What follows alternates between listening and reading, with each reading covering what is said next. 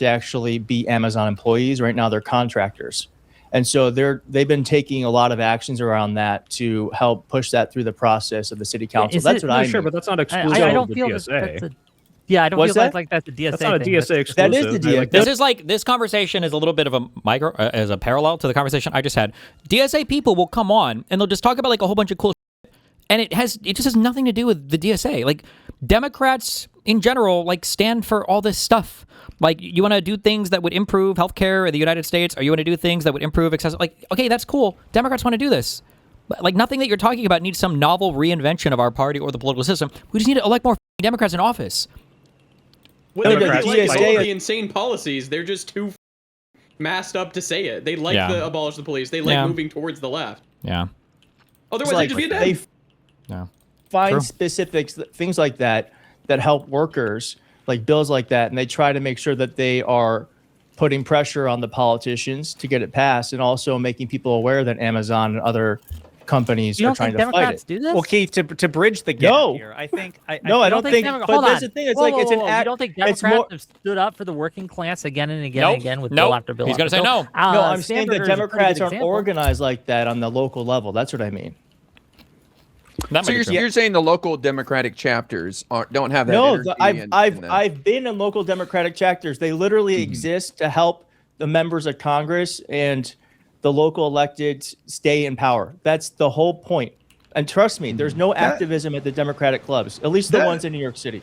So you're saying the local game, doesn't that in seem your a little bit opinion. broad? Well, I yeah, mean, like, wait a doesn't minute, that just to clarify here. So what you're saying is, so if I understand you correctly, because they're hitting you with like statewide and national figures, and to be clear, Keith, and I'm sure you would agree, there is an overstatement on the part of the left that Democrats never get anything done. You know that's bullshit. Like, you know, again, Spanberger's a good example. Joe Biden got a lot done. Like, there is a lot of movement at the national and state level from quote-unquote establishment Democratic figures. But you're saying at the local level, in your experience, the DSA there was more game in town for the local chapter of the DSA, and that's why, because you're in New York, if I remember correctly. Yeah. So like, Yeah. you know, you signed up with the New York DSA because for local issues you preferred them as opposed Yes. to the Democratic Party. Yes. No, that's not all he said. What he said was that the local DNC infrastructure that did exist was just sycophantically obsessed with supporting the Democratic Party. And that's why he said earlier it was just to get, it seemed like they were just there to get the national level Democrats reelected. That's what he said. Now, Josiah has cleaned up this statement and changed a bit of its meaning and now made it a little bit more palatable. And now that's the statement that we're going to work on. So, okay, we've got the sweep is in. All right. And as I'm saying, I mean, I know you all want to be like DSA is a little. I'm not a Marxist. You know, I consider myself to be like a social democrat. You know, There's a reason why I said a year or two ago that I don't use this label anymore. I don't trust it because all of the people that call themselves social dems are fucking commies in disguise. and so and there's a lot of people like me, but I say the main people who go to these meetings are just more progressive Democrats, and so it's like that is still probably true. I don't know, like, but I understand, Like, like it's the part of party their platform strategy. and that lady The that went on biggest- Fox News, insane. biggest faction But also, in the like, DSA why are can't Marxists. Like that lady on Fox News who's like the co-chair of the DSA National Party Council, or whatever. Yeah. Okay. I be a member of something and trying to do what I can to put my beliefs onto the party, onto the group too. So it's like, No one's I saying think you like can't this do that. The idea of like argument having is that to the like, majority of DSA is Marxist-Leninist, and their end goals are not the same as yours if you truly aren't a Marxist-Leninist.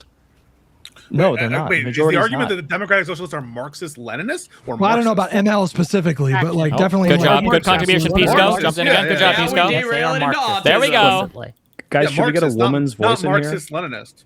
Leftist yeah, Blondie is Keith about to already join. said about how all the testosterone on here. Do it. All right, let's do another panel. We Well, could get Keith- nine. We could Keith fit really nine doesn't have people too in much here. time anyway. I do have to. I do have something. I do have to get to, but Hi, Anne. How's I it do going? want to Are thank you a for coming card-carrying on, DSA because member? we're What do you have kind to of say proving about me right this? in real time. Nice to see you. No, can you guys hear me? Well, I've never Yeah. done it this Yeah. way before. Okay, that's good. Wick, I thought you missed me. What happened? I You're do. all of a sudden you have to go now. Well, because I had the Liberal Action Network thing I have to do, and I Oh, okay. I told them okay, I'd push I it see. back a little bit because I wanted to fight the good fight here. But This is more important. No, I'll give you 10 minutes and then I have to go. There's good liberal work to be done, Wick. Come on. Yes, that's why I'm here. I'll give you 10 minutes and then I do have to fulfill my responsibilities. So, True. All right, say I your don't want to piece. interrupt. What's up? I know you guys were just in the middle of something. You've already interrupted. Now you have to. Keep going. For what it's Look, worth, I just want to say, Keith, just to put a button on it, like, I am not going to deny your experience with DSA, and I don't share, Wick's contempt for DSA or even Hutch's to the extent that that they do. Now, I do think that there is an illiberal strain within the upper echelons of DSA. I don't know. Hang on. The upper echelons. I don't know why The people are saying organization is like this. illiberal. Yeah. It's a Marxist organization, like, avowedly. Like, we can look at their platform, you can look at the leadership, but...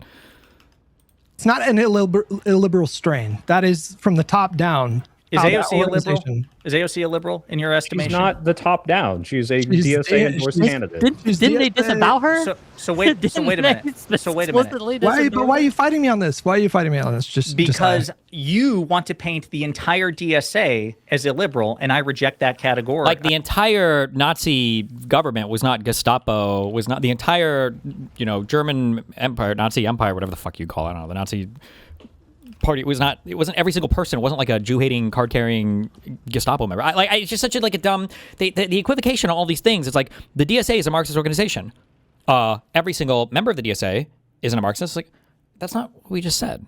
Hello? Like, It's the majority of either a liberal MAGA are not fascists, right? You, if you genuinely believe that, you're brain broken and retarded, and you don't understand U.S. politics. The majority of MAGA are fucking retards. No offense, love you, mom and dad. But you retard is a compliment, because if you're not a retard, you're a fascist. Okay? Most people are just not politically plugged in enough in our uni issue and are just dumb as fuck when it comes to whatever political shit. Because also, it's not even that they're dumb. It's just they have fucking lives, and nobody wants to fucking debate politics all day because that's some nerd shit.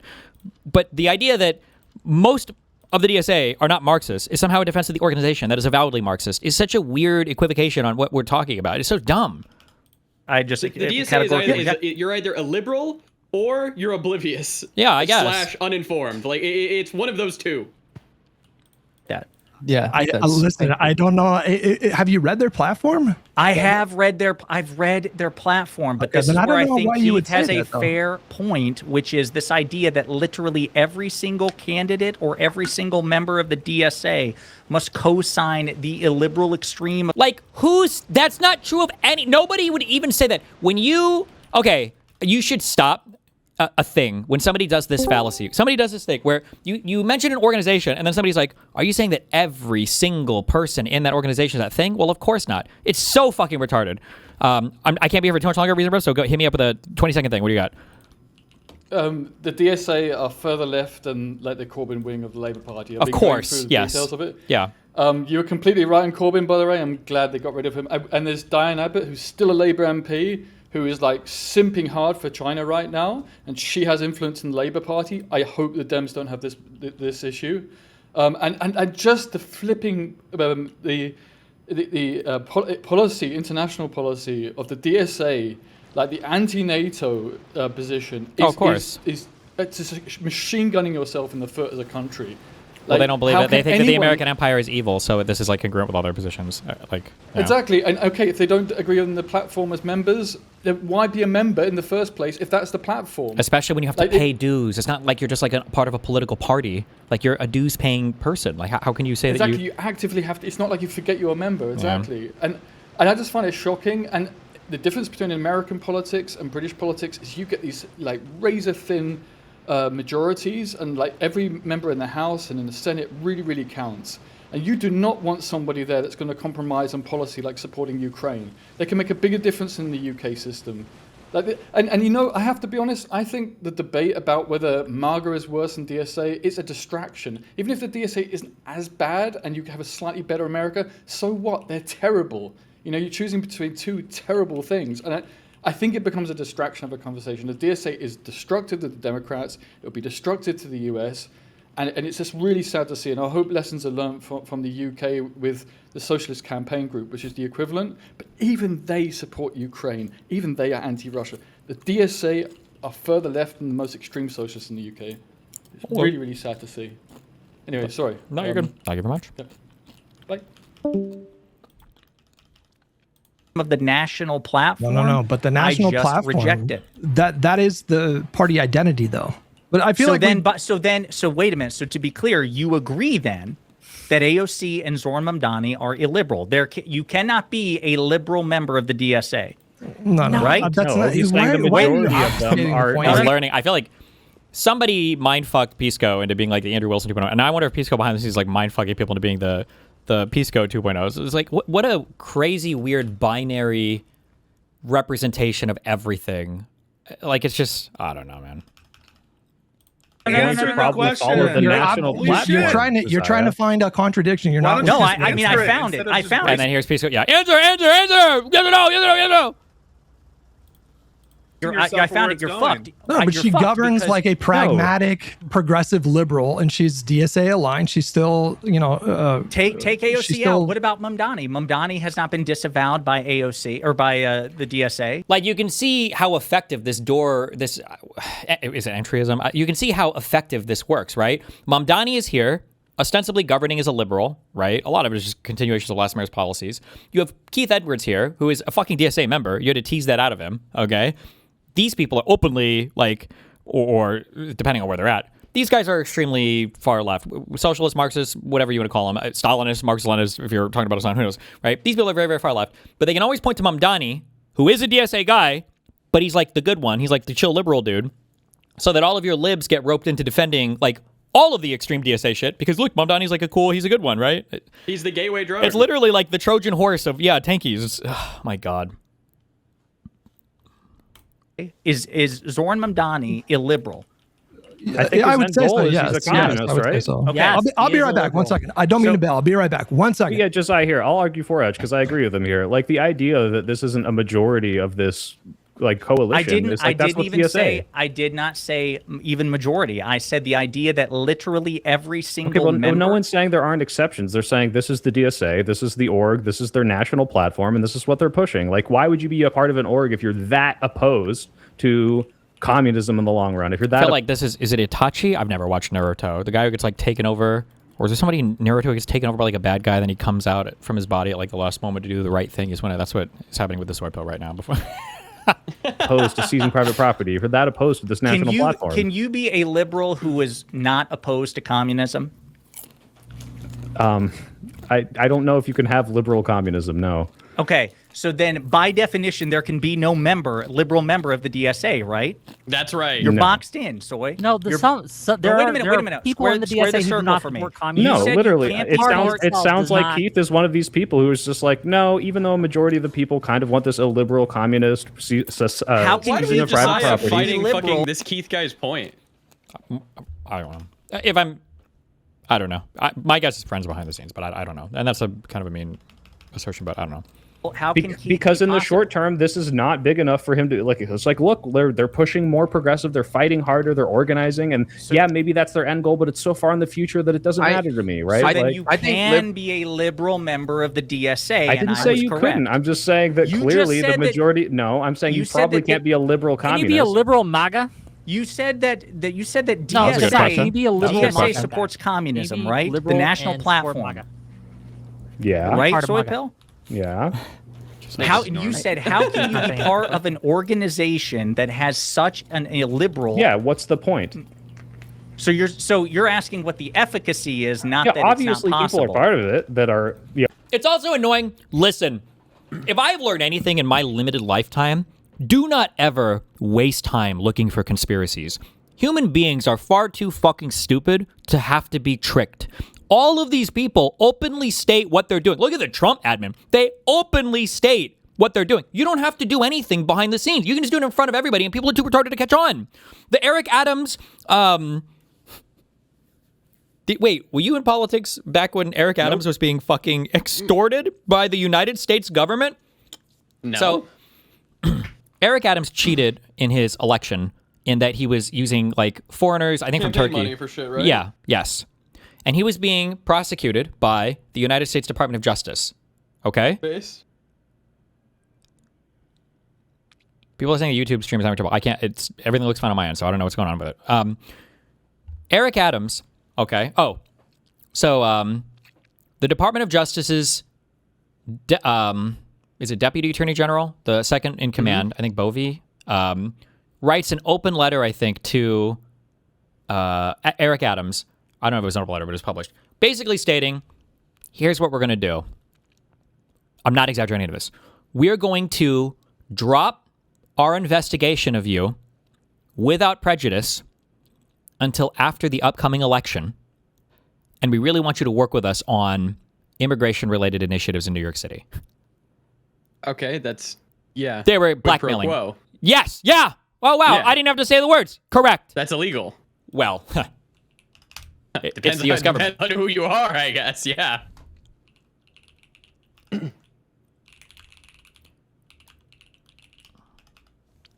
And then Whose administration was that? Trump.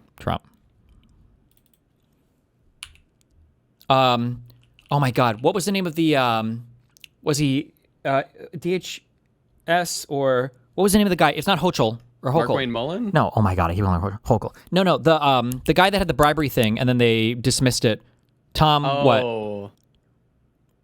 Tom Homan. Okay. I know who you're talking. Homan. Yeah, that motherfucker. Who's still around, by the way. So I think he's the leader of the. He's the White House border czar right now. Okay. EPA or whatever. Oh yeah, it's a border czar. So after they make that deal,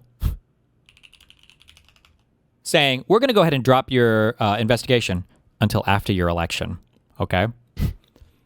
Right after they make that deal, Eric Adams starts appearing on Fox News. This was one of the earliest things that set me off. Now I don't give a fuck because fuck the whole government is fuck. This is crazy. It is like so many people resigned over this in the Southern District of New York and in other places, and they were fiery. There was at least one. I think the guy who wrote his resignation letter and published it publicly.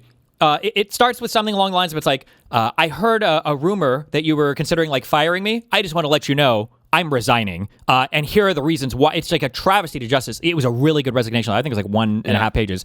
But like, Many times. it's just insane. You have the guy being openly extorted. Everybody in the country sees what's going on.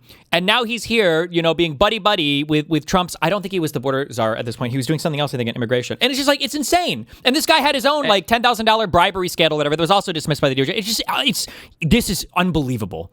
It's just And unbelievable. he's not being prosecuted at all? No? Eric Adams? Yeah.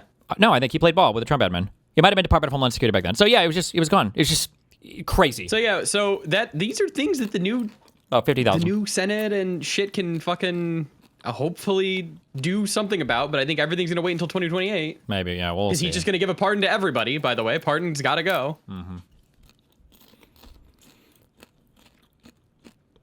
Hold on. okay. A lot of people resigned over this, but this was one of the attorneys that resigned.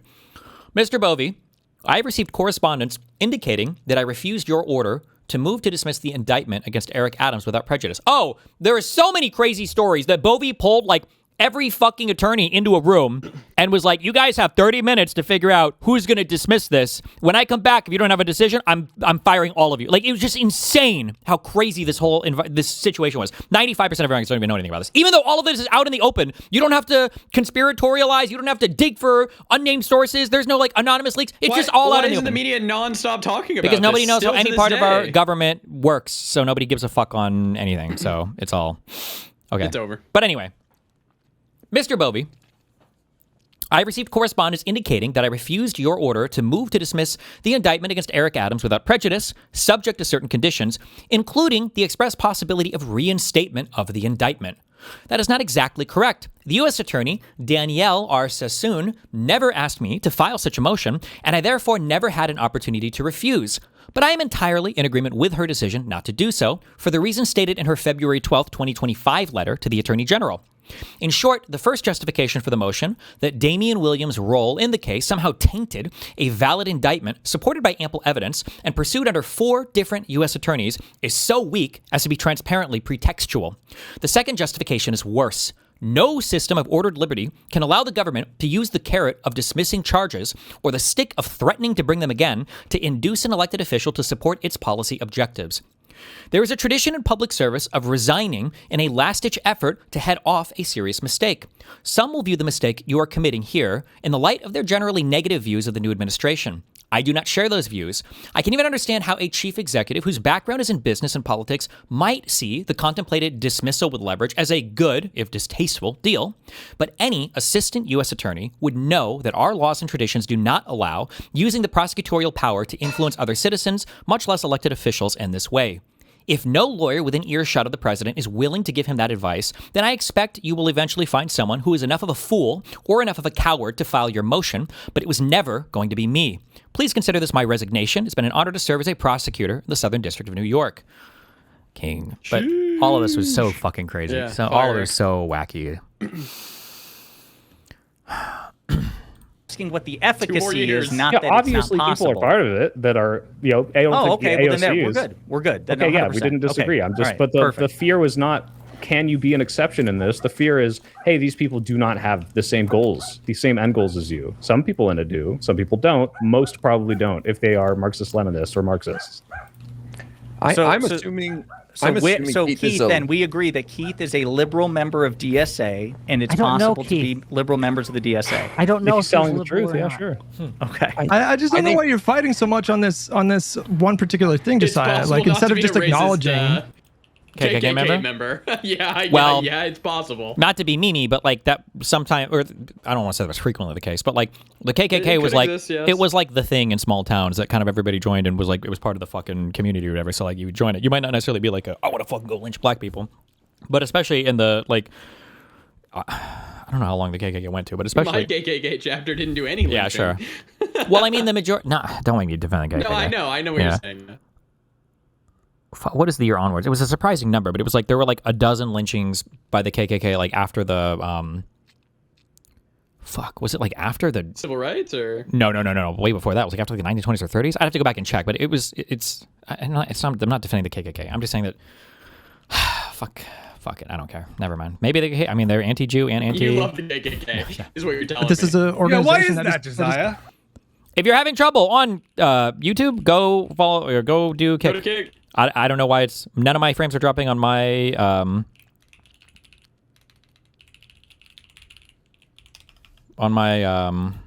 OBS, so whatever's happening is They're gonna mine you. Like they're gonna be look at Destiny defending the KKK. Holy shit. true. It is fundamentally Marxist. It is a So, So, fundamental. Hutch, I'm gonna What? I didn't say anything. You're fighting so much on this one particular thing, Josiah. Like instead of just acknowledging that this is an organization why is that that, Josiah? it is fundamentally Nice one, Pisco. Another derail to protect the far left. I think Pisco is much further left than he actually lets on. I really do think he is. I think. Marxist. I It is a asked him if fundamental- he's a DSA member and he told me no. So Wait, what? I asked Pisco if he's a DSA member or if he's a Democrat, and he said he's a Democrat. Sure, but I think he is. That's my feeling, and I'm sticking with it. Sure, gonna there ask you, there can Hutch, be a I'm liberal gonna Don't ask be so you. Democrat. defensive. Can Wait, hang you- on. Just can listen you to me. be a liberal member What do you of think DSA? DSA's goals are? What do you think Can DSA's you be goals a, are? I think that their goals are to abolish prisons, as they say. No, to no, no. totally, I'm not. Listen, I'm not talking about specific policies per se, but I'm saying like the broad vision. What do you think they're trying to accomplish? to politically. to locally or nationally. I mean, both.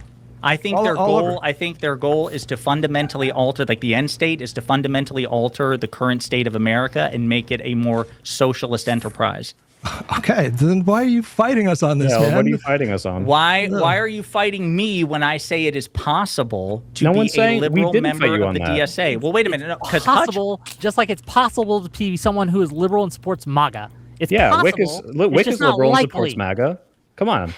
actually, I don't know if that's the case. I have to think about that. I don't. Oh my god, that's brain broken. I'm so sorry. That's like a fuck. He should just make videos about Trump. Your opinion on anything related to extremist politics is immediately disqualified. You really think that 52% or whatever of the American voting public is openly and avowedly fascist?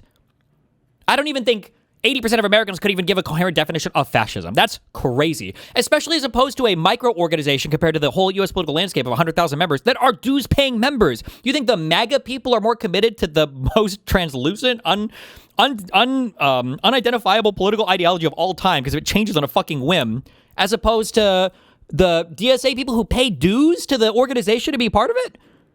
Bruh. That's crazy. That's got to be like I've debated myself into this position and now I'm locked here forever. I don't know. It's not Liberal likely. supports MAGA. Come on. Actually, I don't know. I don't know if that's the case. I have to think about that. I don't know if it's possible to be a liberal It's MAGA possible in the supporter. same way it's possible to be liberal and support the DSA. I want to ask Keith. I do have as to a go lib- soon. Just FYI. Keith, I assume you're a liberal. I'm not trying to. Is that correct? Do you identify as a liberal? Are you a socialist? Like how do you? Yeah, liberal. Yeah. How do you identify, Keith? Yeah. Are you afraid that as a liberal joining DSA that you could open the door for some of the more extremist stuff by legitimizing them? No, he wants to. No, I mean I don't. What do you mean? So you've heard Legitimizing some of them? their Aren't they already national. legitimized. No. But I think the concern is that we're kind of sane washing some of the more extreme stuff while you're not. You see his background. Yep. What is his YouTube channel? Is it like 700,000 plus, or is it even more than that? It's 100. It's 1.3 million. 1.3 million. Okay. He's being coy, not stupid here. I know that a lot of people were calling him Keith Shirley or whatever. This isn't a game. I've explained these dynamics before. When people get caught doing bad things, I think the best example was when Sam Pepper was getting grilled on his crypto scheme on a kick or keep. But like, let's say that like I went out last night and let's say I'm married to a vegan and I went out last night and I ate the biggest fucking cheeseburger I could find. Okay. And then it's like, you get home the next day and then your partner's like, you went out. I heard that you broke your vegan stuff or whatever, right? Now, instead of engaging, okay, well, here's what I did and blah, blah, blah. It's like, no, I didn't. What do you mean by that? And it's like, I heard that you were eating like a cheese. I heard that you were eating stuff for dinner that was like meat products. I was like, oh, well, I don't know. What do you mean? Or for dinner? I mean, like, I don't think I had anything past like 7:30. Which dinner? Or I didn't eat anything past 7:30. It's like, okay, fine. For lunch or whatever. It's like, well, And it's like, I don't know. What time did you eat? It's like, okay, I ate at 6 o'clock. It's like, okay, at 6 o'clock. You ate, I heard that you ate like a bacon cheeseburger, whatever. It's like, no, I haven't had any bacon in 6 months. It's just, I don't know how to describe it. It's this fucking game of endlessly asking questions and teasing, and you know what they're getting at, but you stay on like the outer perimeter of being truthful. It's like truthiness. You're out here, and this is the game that he's playing. When he's saying like, well, I don't like. I think the concern is that we're kind of sane washing some of the more extreme stuff while you're not hearing that from the people on the ground at the meetings you're going to. But people are concerned that it's a Trojan horse to bring in this group and this ideology that undermines capitalism and liberalism. Does that concern you at all, joining a local chapter? No, I mean, I think I missed the personally question. Around at the meeting, washing some of the more extreme stuff. No, but I think the concern is that we're kind of sane washing some of the more extreme stuff while you're not hearing that from the people on the ground at the meetings you're going to. But people are concerned that it's a Trojan horse. I mean, I don't. Okay, sorry. You could open the door for some of the more extremist stuff by legitimizing them. No, So like he's thinking about like how to answer the question, but I mean, I don't. What do you mean? like this question of what do you mean is like, I want you to fuck up. I want you to answer this question in a way that I can seize upon to give an answer that looks really good for me and really bad for you. So if IRI were to say something here like, well, I don't know, like, aren't they really like extreme on like healthcare or whatever?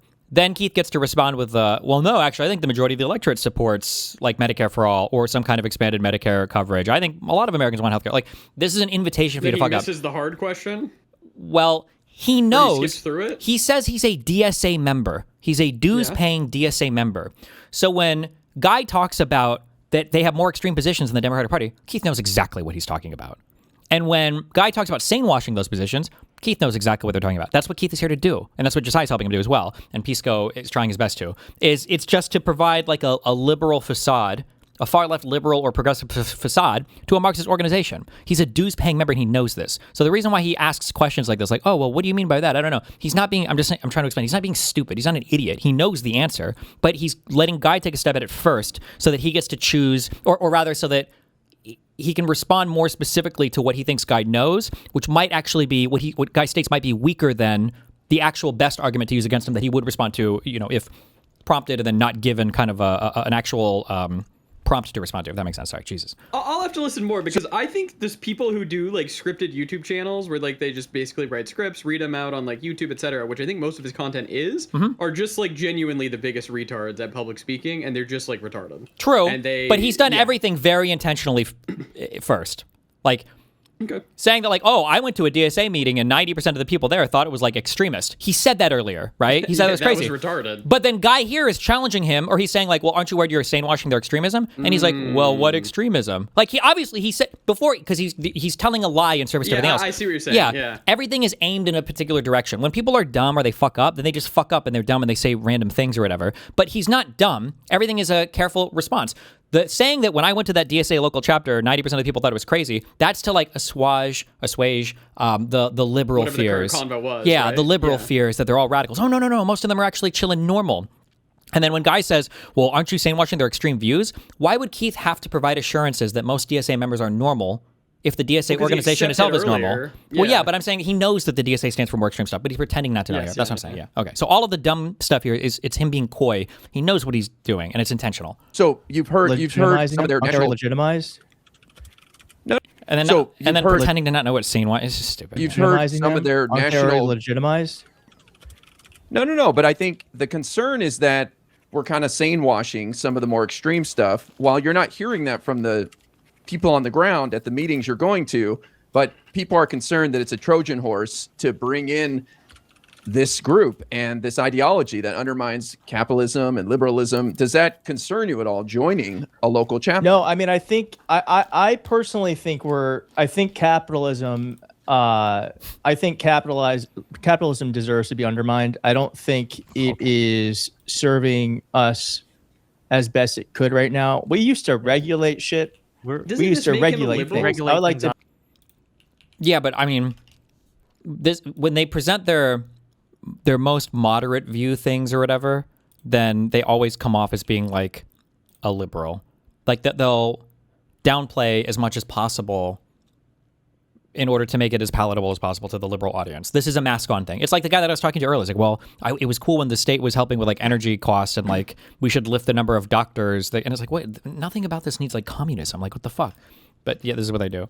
I like to get into regulation again. So yes, I think that like what is Wick guy is very dramatic. Keith, are you masking on right now? Like, Yes. can you just He tell is. us what your Hold real on, I'll just ask you. I got a question. He is. Keith, right now. Did Hassan Piker shock his dog? What? Did Hassan Piker shock his dog? He says he didn't. No. He says he didn't. What are we doing here? Anyway, Listen, I just listen, need. listen. That's all I needed. I don't know guys, if I does gotta Keith go. traffic I in love that. you all. Keith, I don't. Do you like follow like Hassan? I have no Drama? idea what that. Okay, I don't know. Wick, ask him. So He's just lying. as a heads up, yeah. Okay, so I was spamming the fuck out of Wick. I think and Hutch to ask him this question just because I want to hear the answer. This guy has so many tweets glazing the fuck out of Hassan, but he's got enough cover here that he can get away with saying no, and nobody has, I guess, particular tweets to bring up. But he absolutely knows everything about this. In fact, I think he's even specifically tweeted that like Hassan About doesn't. Hassan shocking his Yeah, dog, yes. So he's just mask on. He's just lying. Like, but I cannot imagine you wanting to share a platform or to share a party with people who are explicitly and legitimately undermining you. Like, these are debate tactics that you would expect from like a MAGA person or from like a Nazi or whatever, is like this weird subversive, like not answering correctly. This is supposed to be the person on your team? So it's Me too. Yeah. Are we live right now? Yeah, we're live. Say hi. Do you watch any Twitch? W's in the chat. You watch some Twitch. I love Twitch. Who do you watch? I watch Hassan. Oh my God! You watch bastard. Hassan Piker. What do you take on the recent breaking news that he is an LGBTQ foe?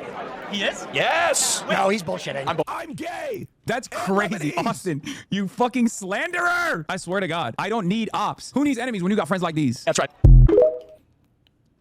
Well, first of all, Hassan never shocked his dog.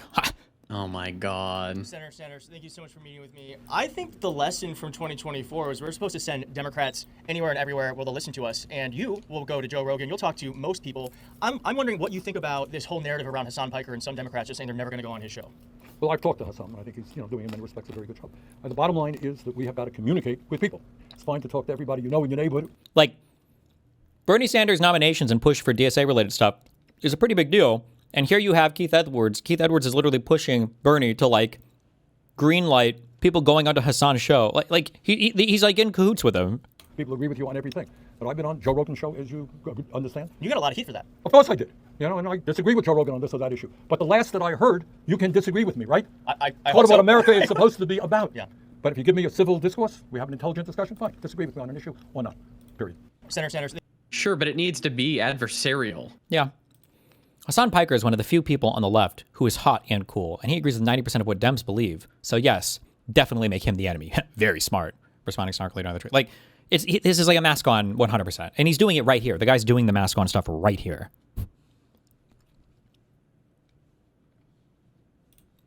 Wait, Different question. Since you're doing Twitter, hold on. What?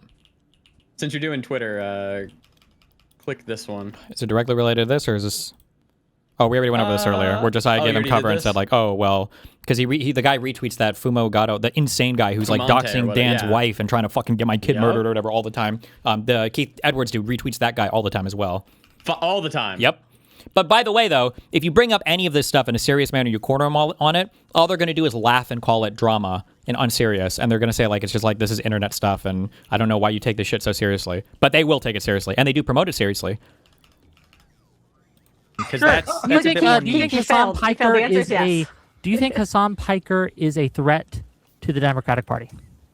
No. Okay. Yep, that's all I needed. Okay. I'll see you guys later. I love you.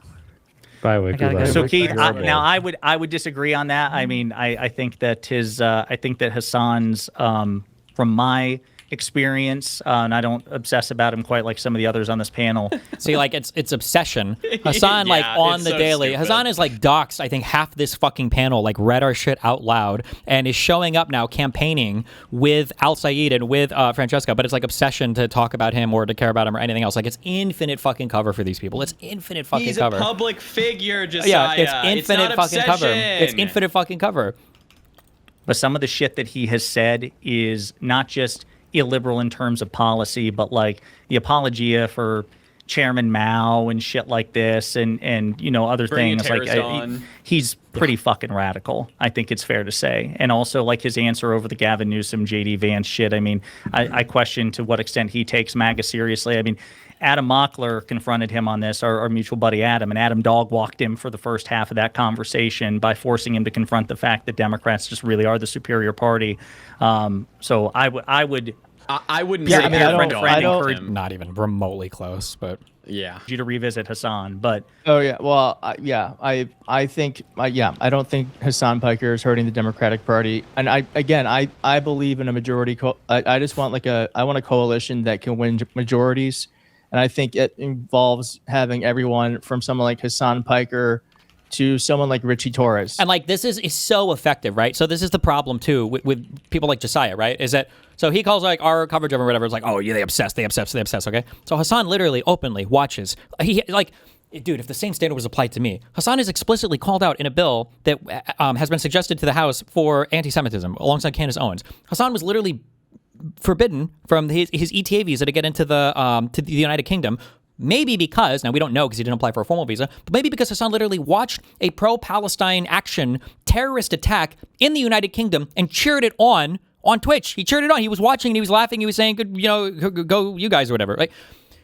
And it's like, and now this guy right here, and that's aside from the 100 other insanely unhinged, and not even getting personal, not even being like, oh, social communism, but like cheering on terrorists, saying that the Democrats and the Republicans are the same, not endorsing Kamala Harris against Trump. Like, he's done all these things, and now you have a guy right in front of you who is telling you, oh, I'm not an extremist, I'm not a radical, I think I align with you guys mostly, I think the DSA is kind of wacky. Oh no, actually, I think Hassan Piker's totally fine. Big tent. And then what you see right here, this is the ratchet, right? Where it's so much defense and coverage for these further left types as they constantly and continuously shit on you. Can you show clips of him cheering it on? Fuck. Hassan Piker watches RAF Palestine attack.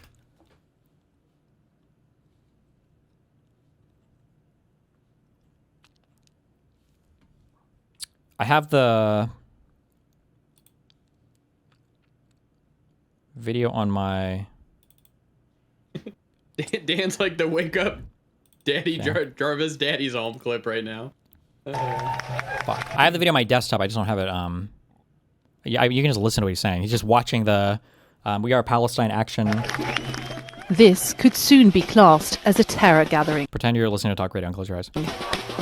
The group behind the protest, Palestine Action, is set to be banned by the UK government and labelled a terrorist organisation. The decision follows this. 2 activists breaking into an Air Force base in central England, spraying red paint into military aircraft engines and damaging them with crowbars. The government says it's the latest... No, I can't believe that. I can't believe that they did such a thing. Oh,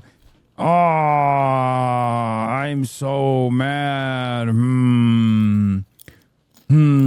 British aircraft supplying munitions to an ongoing genocide. That's cool. That's fine. Disrupting those operations. Ooh, not good. Terrorism. Hassan, they injured an aircraft. Yet another anti-Semitic hate crime, chat. You see this? Yet another deeply anti-Semitic hate crime. These were Jewish airplanes. Okay? That's right. Many of you probably thought these were Christian airplanes. They weren't. They were Jewish. So very clearly, this is an act, perhaps the most heinous act of anti-Semitism. We are all equal. Gifted 100 gifted subs. God damn. That's right. It goes on for 3 more minutes, but like, it's crazy to literally support terrorist attacks in other countries and then be surprised when they don't let you in. That's fucking crazy. But whatever. Anyway, Big Tent, our team. So but I Keith, think you came we in need to here have saying all like, of them. "Oh, I'm a What's that? liberal and I don't agree with all that stuff." But now you're saying you want to undermine capitalism. I mean, like, if you agree with the DSA national platform, just Well, say I think so. But capitalism. don't be actually lying is to us best. about this. I like, think capitalism is best when it's a little bit undermined. Like, you kind of need a little bit undermining in order to make sure that people aren't being taken advantage So of. mask on. And I don't think we're doing enough of that right now. I think we are. Do you just mean experiencing- regulation? Yes, Did you see regulation, but regulation? that Yeah, is he said literally that. yes, Yeah. but Yeah. that's yes, but we don't even do that anymore. But I do think when it comes to like certain companies, I don't think those companies should exist as free market. So, like, Okay, I don't think there's a that's free more of the market strain. solution. Because when you say we need to undermine capitalism, what people will hear, at least on this panel, is like undermine the ownership structure and the power structure. Well, I related to think capitalism. for some things we should, like, I don't understand why there's oil companies. I like how Pisco tries to like endlessly launder this guy's opinion into something more reasonable, and the guy he won't, because he's not going to go that mask on. Like, he is going to stand just so like in wishy-washy language, but like I don't know, when I listen to Pisco, I have to assume he's retarded. I just don't know if they don't understand like how radical these people are, or where their beliefs are. I can't tell. I don't know if they know or not. I just can't tell. Structure. Well, I related to think capitalism. for some things we should, like, I don't understand why there's oil companies. Why? Are you asking me? No, I just don't. I don't like. I think for some goods, for some like products, and maybe I'm like a little juvenile, but I just don't understand, like, oil. Kind of, I feel like it's the Earth's. It belongs to everyone, you know. And so I don't understand why there's Things certain that belong to companies- Earth should not be companies. Like, Well, you're yeah, like, I you think pick there's flowers some. and- Yeah, I think and there's some. farms and shit. Yeah, I think some products. It doesn't make sense to me that I like how when Wick says, I think the DSA are like a threat to the party, Pisco's like, and this guy's like, I think oil and the earth, it belongs to everyone. And Pisco's like, well, what, it belongs to everyone? And then he like lets the guy sit there and explain it out. And it's like, what? Products, it doesn't make sense to me that they are for profit when everyone, Because of some when like we all economic need it. theory, or because of like their relationship to the ground and to like Mother No, Nature. come on. That's- Yeah, they're because of. I'm relationship just to the asking ground. the No, question. because they're like, yeah, No, you're being because, yeah, but like I do feel like I'm sorry, but that was fucking retarded. And keep in mind, he's a huge content creator, so he should be able to have a conversation about this, okay? But keep in mind, this guy here is, he has described himself. He's described himself as like super moderate compared to the average DSA person. I think, or he's said that the average DSA person is more moderate, and they think the DSA stuff is wacky, and they don't align with that, according to the meeting that he was at. This is the moderate DSA member thinks that things that belong to the Earth should be owned by government. Like if they could, we would somehow be charged for air. Like that's how He's saying that's what.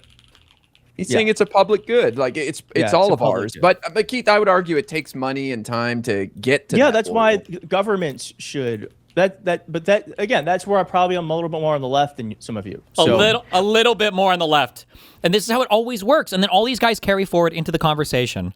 All of them carry forward into the conversation. Like, yeah, you know, I think directionally we're the same. They're like a little bit more extreme than us. They just want like a little bit. It's like, really? Really? Wait, I'm curious though. It seems like Keith is doing the thing that like we're trying to disprove exists. And keep in mind, this girl is like, I don't know if Anne identifies as socialist. I think she might, but I'm pretty sure she identifies as socialist or like a Demsoc. And even she realized, like, wait a second, is he doing the thing?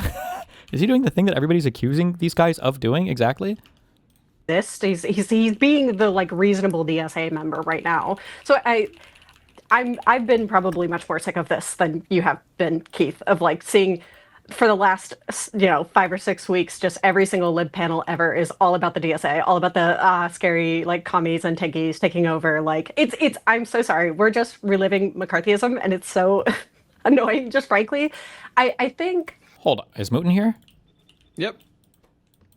Are you familiar with the story of the boy who cried wolf? Yes. Do you know how that story ends? The boy gets eaten by an actual wolf, right? By a wolf. The reason why it's the boy who cried wolf is not because there are no wolves. It's because when the one actually shows up, nobody's gonna believe you when it's there. This idea of like, I'm so tired of all the fear mongering over the commies and socialists. Yeah, me too, brother. Okay. Dude, I feel like I've been called a fucking commie and a socialist by so many fucking people. Yeah, it's annoying. But the reason why it's annoying isn't just because they're wrong. It's because, same thing with the term fascist, when you try to identify it now when it's actually here, nobody is capable of engaging seriously with the issue. Yeah.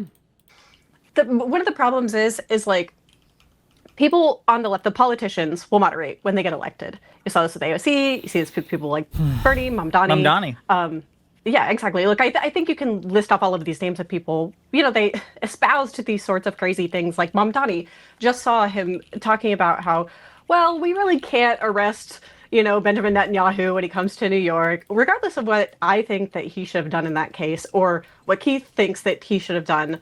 I think generally speaking, those people tend to moderate regardless of whether or not their base wants them to be more extreme. And then I think what's indicative of like the DSA being less radical than kind of I'm hearing right now is people like Keith and people like myself, who's not in the DSA because I have like strong ideological differences with them, which I do have a lot of strong ideological differences, but it's more of like practical, like personal reasons that I'm not in the DSA. So I think this is like proving the point. Are you a member of DSA or not? I didn't. No, I just said I wasn't.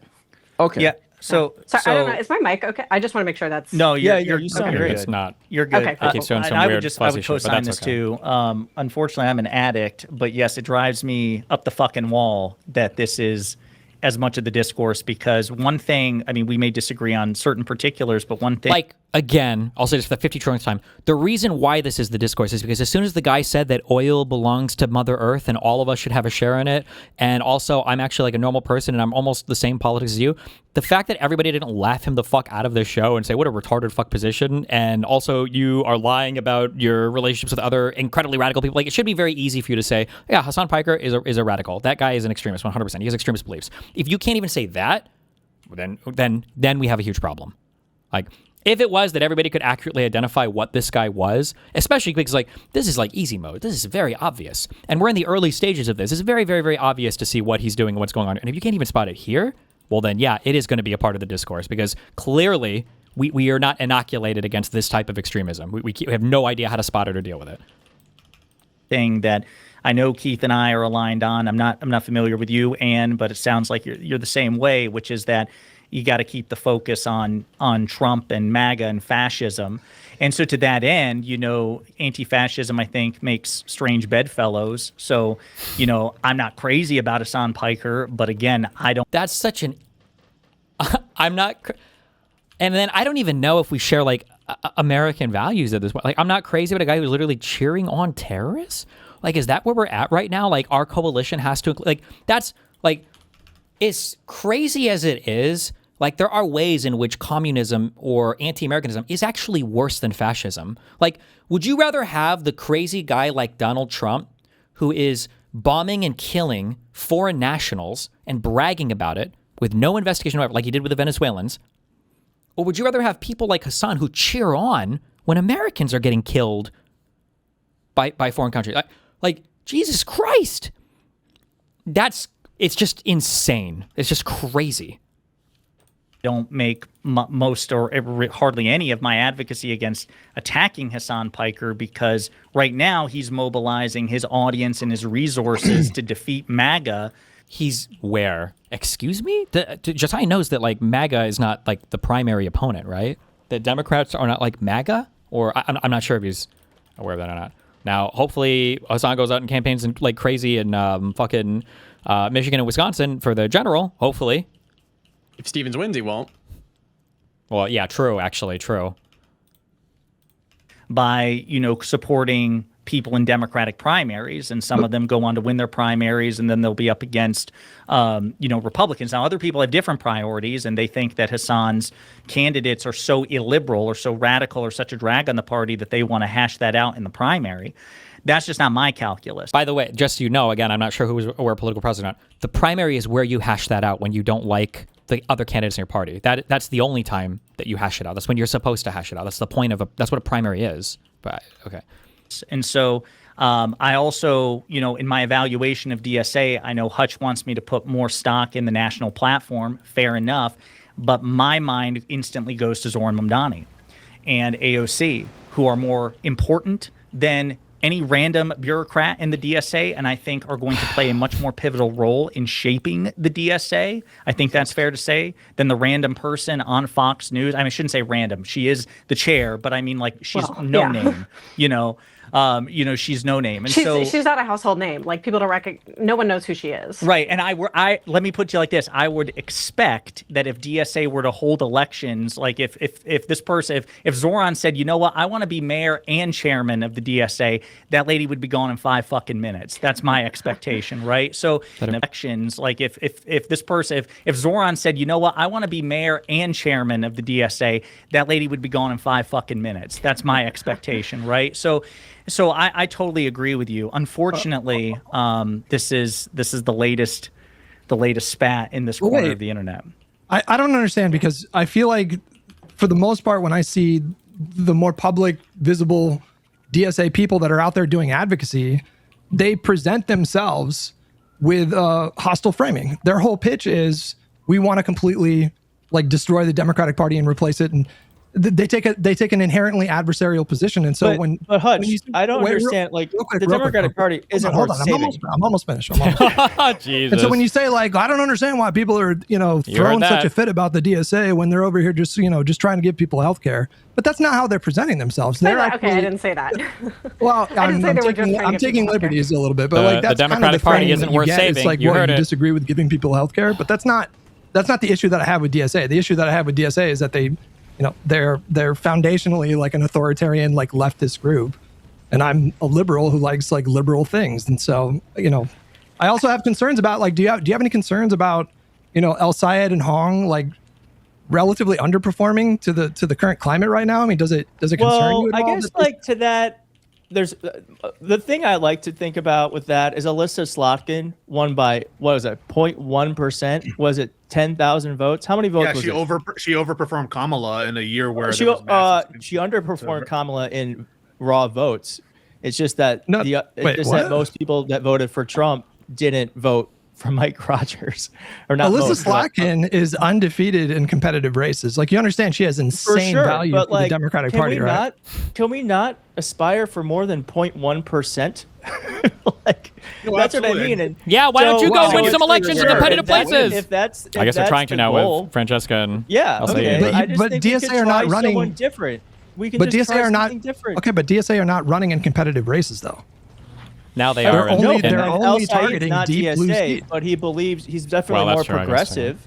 And he's than Alyssa underperforming. Slotkin. I've never seen a single poll that wasn't internal from him that had him beating. You see, like, the thing that he just did there too, right? Because people argue with me, and it is technically true that El Sayed is not DSA, and then people get mad at me when I say, well, I mean, these people are all aligned. But, like, you see what he's doing there, right? This guy is trying to claim him, right? These people do see themselves as aligned.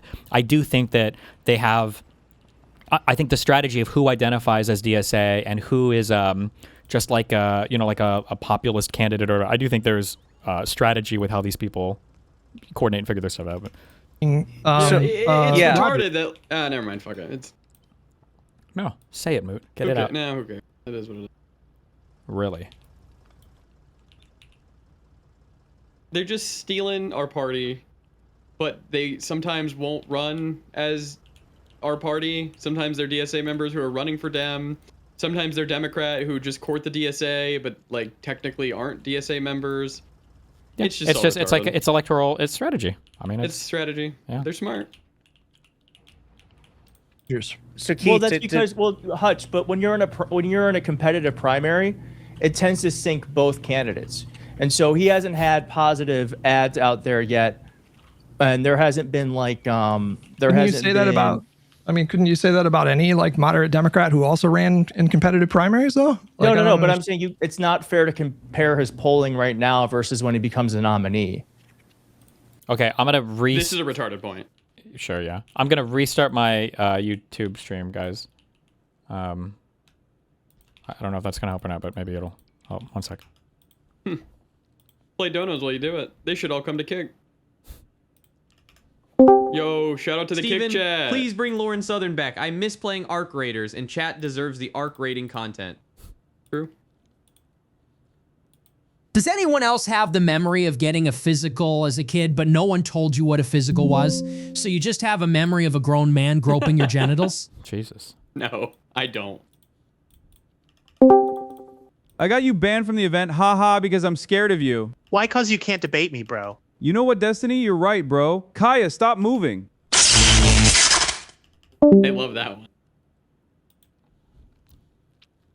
Commie concern for progressive reform under parliamentary democracy is little more than a temporary expedient designed to enlist as many allies as possible against the day when the class struggle attains its climax in revolution and the dictatorship of the proletariat. The commies of the world are the self-appointed midwives of this violent historical birth. Communists must be taken out of the political back alleys and walk them up Main Street in the full light of informed Opanon. Okay. Have you seen this new Dan Saltman Dogwarts conspiracy video? Yeah. That's the one. Jamie pulled that shit up.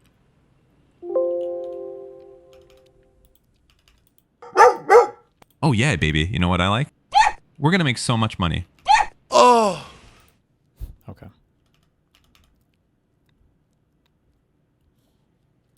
I'm not because sure. when he I follow. becomes a nominee, it becomes. No, I'm just Okay, saying well, I that. mean, we'll No, see, but- I understand, but that's like there's going to be tens of hundreds of millions of dollars of positive and negative spent on Abdul and against Mike Rogers, and so But- until that like it's just not. That's what I mean. And like Mike but Rogers we has been just- basically running unopposed, so he's probably at his ceiling, Mike Rogers. Whereas Abdul probably has actually more room to grow because he hasn't had any quite the positive, analysis. Oh, okay. Positive So Keith, advertising. your expectation, just so I understand it correctly, your expectation is after the primary is Josiah, concluded, our boy, assuming that, as to the polls sweep his indicate, argument that for him. Saeed wins tomorrow, you would expect between tomorrow and by the time of the election, Abdul will increase his margin vis-a-vis Rogers in the general election. That would doing be, a lot of work well, there. I think it's listen. Michigan's a swing state. I'm from Michigan. Oh, we didn't know. Thank you. But I do think that to compare polling right now, when you have a competitive primary is Okay, not but the if you full just story. if you just take the Syed race out entirely and just like disregard it, we just empirically know that more progressive candidates, more left-wing candidates, do worse in competitive races than more moderate candidates. Because like that's not up for debate. Like, maybe we know that's that true. for sure. I actually don't know. When has the progressive won? And We're talking- and done a statewide race. Like, has that happened? They can't Isn't even get that out an of the. issue? They can't even get out of the primaries, man. How can you know they'd lose to the generals? Like, this is the equivalent to like they didn't even look at the Trump case evidence. The judges dismissed him without standing. It's like you couldn't even meet standing, and you think you have a real court case? And like, No. I can link you In a to. swing state. Wait, hold on. I can link you to an article from our boy Laksha Laksha. Jain. He's gonna he'll reference Laksha Jain. there was a the split argument, ticket. split ticket. Yeah, there was a split ticket analysis. They did a meta study over the last like 4 cycles, and blue dog Democrats performed the best. Moderate Democrats were in the middle of the but pack, and I don't progressives did think worse many in competitive progressives races. Run in swing states statewide, do they? But they don't. They generally and especially Oh my DSA, God. they don't even target competitive races. They only target deep blue Yeah, so seats. that's And so what I mean. Is there's actually not a lot of data to point from because it doesn't really happen. Well, why do you think they don't do I'm that? Hang interested. on. Earlier, I Real- was real- like, it's like just retarded. sometimes people wheel out like such a fucking crazy argument. You actually don't even know how to counter it. You're like, wait, what? Like, it's like who do you take, like Kobe or Destiny? And it's like, remember, Destiny's never even been out on the court before. Like, you really don't know how he would perform. He's never had a shot at the NBA. Like, maybe Destiny would actually be really good. You know, it's like. Like, why do you think they don't run in competitive races? Why do you think Hong is distancing never herself lost a from game DSA? before. Sure. Why do you think El Sayed is not, declaring himself to be a No, member of DSA? progressives Even quite though he's- often run. They don't have. They quite often haven't been able to win the primary. It's new. It's a new thing where progressives Bro. have a completely different media ecosystem where they can get their messaging out and they can galvanize voters. And so that's why they're becoming more competitive, because they actually don't have to rely on mainstream media to get their voters aware of their existence. So I think Keith, there well, actually we'll haven't see. been a We'll lot of see. progressives. You, Yeah. To follow up You on said Hutch's something- question. Oh, I'm sorry. All right, go ahead. you said something interesting. If I heard you correctly, you said the Democratic Party's not worth saving. Did you say I heard that too. Oh yeah. Oh hey. Oh we did. Oh. I did, yeah. I think we need to fundamentally remake the Democratic Party's leaders. And Why- we need- Remember, this guy presents himself as a moderate, huge voice on Twitter, huge YouTube channel, presented himself as a super moderate person. need to Why do fun- you- But see, I think this drags down the Democratic Party because we have No. people from the right No. hitting us, calling us communists and godless heathens, and then we have people on the left attacking us as well and going after Chuck Schumer and Hakeem Jeffries. The- This the is the party Democratic that Party brought is the just an enhanced idea. ACA subsidies to The give Democratic people Party is affordable an health idea. insurance for 12 It is not a million person. people. And What? I You think can't kill an right idea, now Keith. the idea of the Democratic Party fundamentally needs to change. Keith, did And you I don't vote for think that's Kamala a in new idea. 2024? It polls Base. worse than Keith, Yeah. Donald I think Trump. he did, did you vote for Kamala in 2024? at least. Yeah. Okay. I don't think. I thought I I was don't, about what's to be your really name? fucking Soy, triggered. what's your name? Soy. The soy pill. Hey. Okay, soy Cool. pill. You don't know me, but like I've been a Democrat my whole life. He was I've at the worked on DNC. Democratic campaigns. I was on the Lincoln Project because they wouldn't hire anyone else but Democrats. I was a communications director. I worked for John Ossoff as a senior digital advisor. Okay, the thing is that I don't know how true this I have is, seen but- what the party can do, but I've also This guy cites his like Ossoff experience a lot. Like he'll bring this up as like his bona fides, but I mean he's got a pretty big channel. He's never interviewed or had done any content. I don't think I've ever seen him with Ossoff before. I wonder like how. Can we not look it up? Well, I think in an article it might say. I think there was a Fox News article because he got in trouble. I think when he was with the Lincoln Project, where people accused him of wrongdoing. I'm not saying. I'm sorry. Hold on. Let me clarify. I'm not saying this guy's never worked with Ossoff before. I'm just saying that like this might be like a Doug of 8K thing, where like his work with Ossoff as like a senior digital advisor, or whatever, might have been like a media company was hired to do a single ad, and he worked as like the point of like it might be some shit like that. You know, that's all I'm saying. Yeah, that makes sense. also seen that the party quite often would prefer to have Donald Trump as I think that's president. absurd, Keith. I think that's absurd. Wait, No, you- it's not you- absurd. well, you wait, were Hutch, we just watched no, Wick Soy just say that. I called him out for it too, by the way. But yeah, Yeah, but like, What? But that's not. Okay. That's not really at all what Wick was saying. This is why, you see how pernicious it is when Pisco is like, I need you to say it. So you prefer MAGA, you prefer MAGA, you prefer. That's not what Wick means when this guy over here is saying they prefer Trump. The Democratic Party prefers Trump. This is not the same thing that's being said. Wait, well, Wick is not. Wait. Sorry, Bill. Wick is not Guys, representative of Can I make my point? Can I make my point? Can I make my point? That's absurd because you were just using flowery language when it came to Hassan Piker. Yep. Just like 10 minutes ago. True. And he straight up like did not endorse Kamala Harris, like worked the entire cycle to undermine her, to try to tie her to, like accusing her of like literally wanting a genocide. And then you accuse moderate Democrats Right, or but, like, moderate wing of yes, the party but- of preferring to lose to Donald Trump. Like, that's ridiculous. Nope. It's absurd, man. Nope. That's threw out why our I candidate. think Wait, the Democratic Party we threw out is very Biden. comfortable having Donald Trump as a foil. That's bullshit. We threw out our candidate. That's Joe Biden and that's the powers that be. That's Nancy Pelosi. That's the Obamas pushing him out. That's all the insiders as well as Pisco woke the up. base voters. We pushed them out specifically because of electability concerns. And so to act like when it was all hands on deck, I mean that's not true that we wanted. So you Trump were to win or supportive okay when with there it. was a primary happening before June, when Marianne Williamson was running, and you were supportive of those candidates. So I did not support Marianne Williamson. I did not support Cenk Uygur. I didn't support those candidates. And why didn't any major Democrat run against Joe Biden?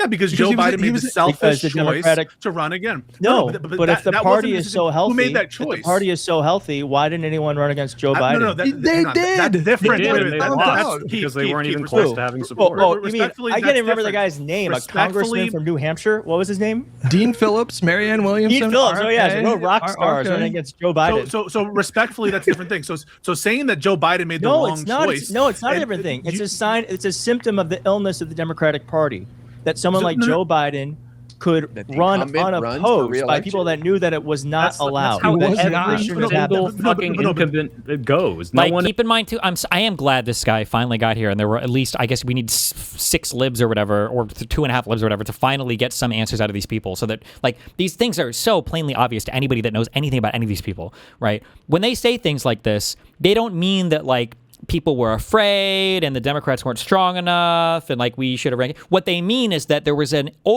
explicit conspiracy in the Democratic Party to push down people that could have ran against Biden because political operatives and people wanted to make money and nobody wanted to confront the truth because everybody's getting paid and blah, blah, blah. That's what they mean. And I'm glad there was finally like a little bit of push so somebody could see this. Although this is stuff that should have been known for over a year. People should have known. I can't believe we're just now discovering how out there these people are. But One is like primarying How are you incumbent liking this presidents episode who of have 2.5 libs? it's great.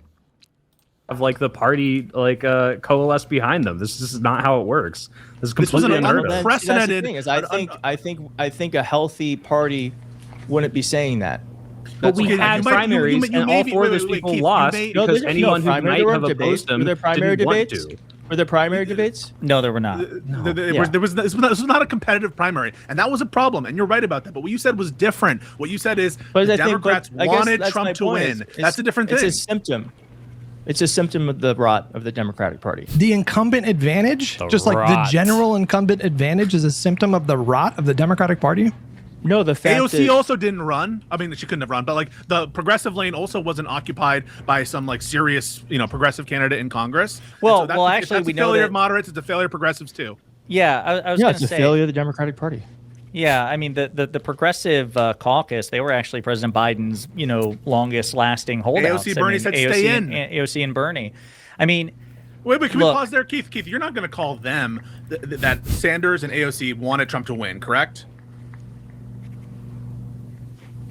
Sanders and AOC wanted Trump to win. yeah, because Why would you say Because they called for Joe They Biden urged not to Biden step to down. stay in the race. right, because After the bad debate. Well, no, After the bad debate, believe they were the first ones I out, believe. as I mean, they I don't stated. know why they did that. I assume because they thought that they could, if he were to stay in and win, they could get a lot out of him politically. So Yes, but no, because they had some notion about what was in the best interest of the country, just like I assume the people who wanted to, replace Joe Biden later on.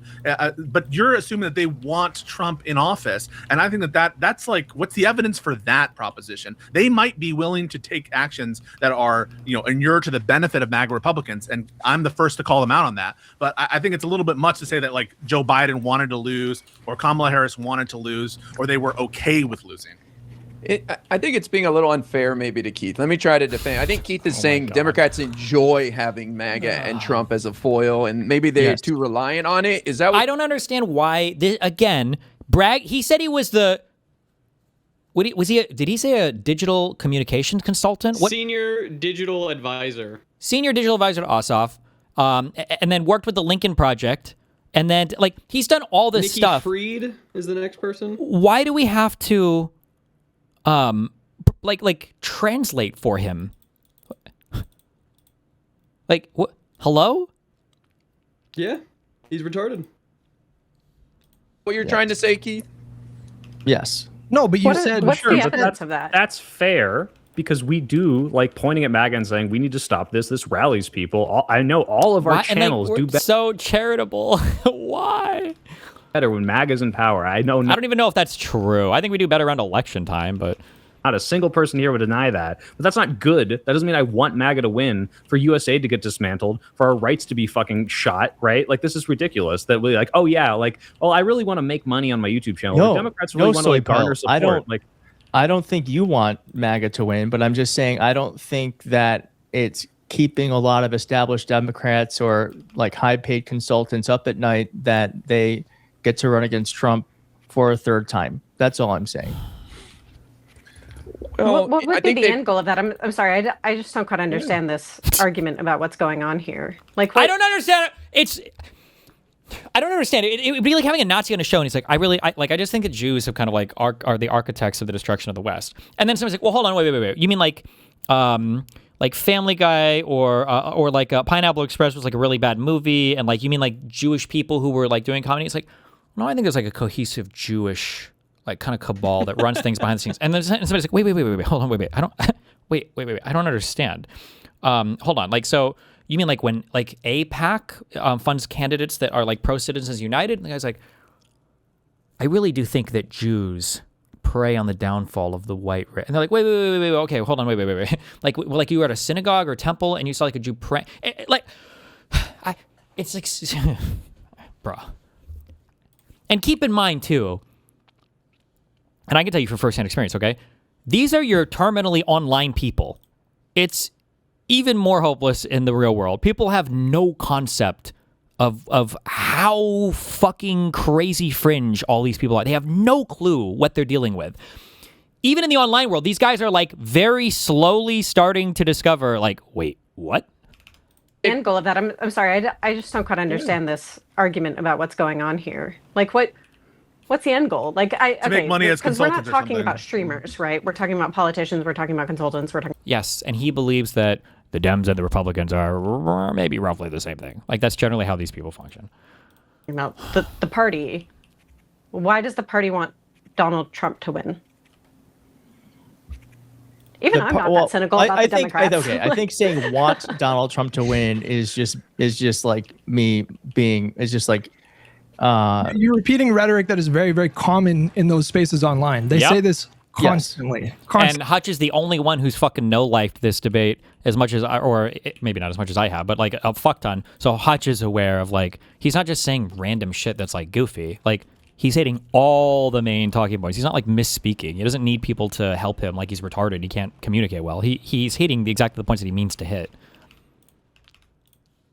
Constantly. But it is like that is a pretty outrageous thing to say. I think the truth behind that is that because I don't think it bothers them, I guess, is that he has won because it allows them to run against him, fundraise against him. Sure. What do you mean, sure? I mean, like, the claim is that all these politicians just do not care about the worst effects of Trump's rhetoric and policy, and they're just like, yep, it's good for me. Like, they're all just self-serving, narcissistic. Like, there are politicians that exist like this, but the idea that the entirety or even the majority of the Democratic Party can look at all the damage being caused and just say, oh, well, it's good for us, like, that's ridiculous. So by the way, this is always your end stage for slopulism. This is what populism is. Populism is not like it's a popular idea that the people need healthcare. It is always the idea that there is an elite class that's always working together to fuck over the average person. This is populism essentialized in this conversation. That it's overdetermined. It's obvious that all the political elites wanted Donald Trump to win, and the Democratic Party wasn't trying to put up a real fight against Trump, and that nobody actually cares if Trump wins because it lets them fundraise more. This is slopulism. So Keith, I would try a different approach. This would be my pushback or my I guess question to you is like, you know, Hutch would tell you, and I think he'd have a fair point here, which is it seems that the elements of the anti-electoral left, and again, not to pick on Hassan, but since, you know, his name was invoked, Hassan. And again, I don't know if just I stopped watching the news or whatever, but like, it's not just that his name was invoked. Like, he is actively campaigning right now with El Sayed and with Hong the day before their primaries.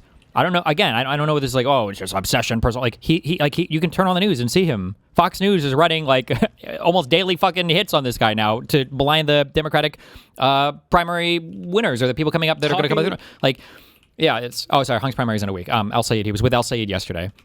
He might be in Michigan right now, actually. So yeah, he is. Yeah, it's like, oh, you know, I guess we'll since Hassan's name was brought up, I guess. It's like, what do you mean you guess? What?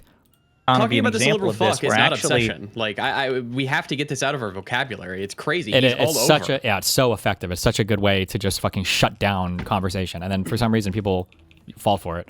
Not to pick on Hassan, but since, you know, his name was invoked, Hassan would be an example of this, where actually the thing you ascribe to the establishment Democratic Party, perhaps it exists in some form from feckless moderates, but it also exists on the leftist fringe. People who, for example... The leftist fringe. Like, if you didn't endorse Kamala Harris to win in 2024, I would say by definition you preferred Trump to win and you were comfortable with Trump winning, right? Or Josiah, take the mic from PA, who literally outright just says, I am happy Kamala Harris lost. It's not even like mask on. He's just like, yep, it's better for me that Trump won. That's like the kind of people we're dealing with.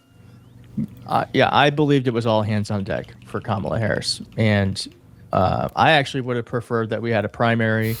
I think this guy got mind fucked by whatever lefty space is, because he's not joking when he says that. This guy was like a big Biden Harris supporter. I don't know if the election doomered him or if his friends all just became these DSA types, or if he's just in communities like every other liberal community where you're not allowed to push back on the far left people. So eventually you just start to fall for all the slopulous rhetoric because you think it's more or less the same as what you're pushing for. But he legitimately was a big Harris supporter. So I think they were trying to do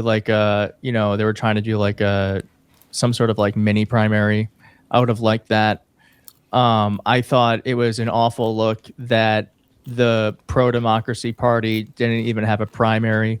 They did have a primary. It wasn't a competitive primary. No, but the reason was it wasn't really a primary. Come on. Like, but that's normal. But I think really saying that is actually just being so. Holy shit. I just got the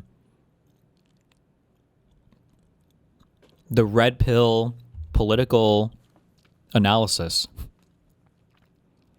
All liberal men. Okay, hold on. First axiom, okay? Women are always left of men, okay? In a given community. So conservative women will be more left than conservative men. Liberal women will be more left of liberal men, okay? Number one. Number two, conservatives hate women. They're misogynistic. They will always override their women. That's why the conservative movement's gone so far right. Put the fucking dancing. That's why conservatives gone so far right. Oh shit. Dancing Bean Matrix song. Yeah, get that going.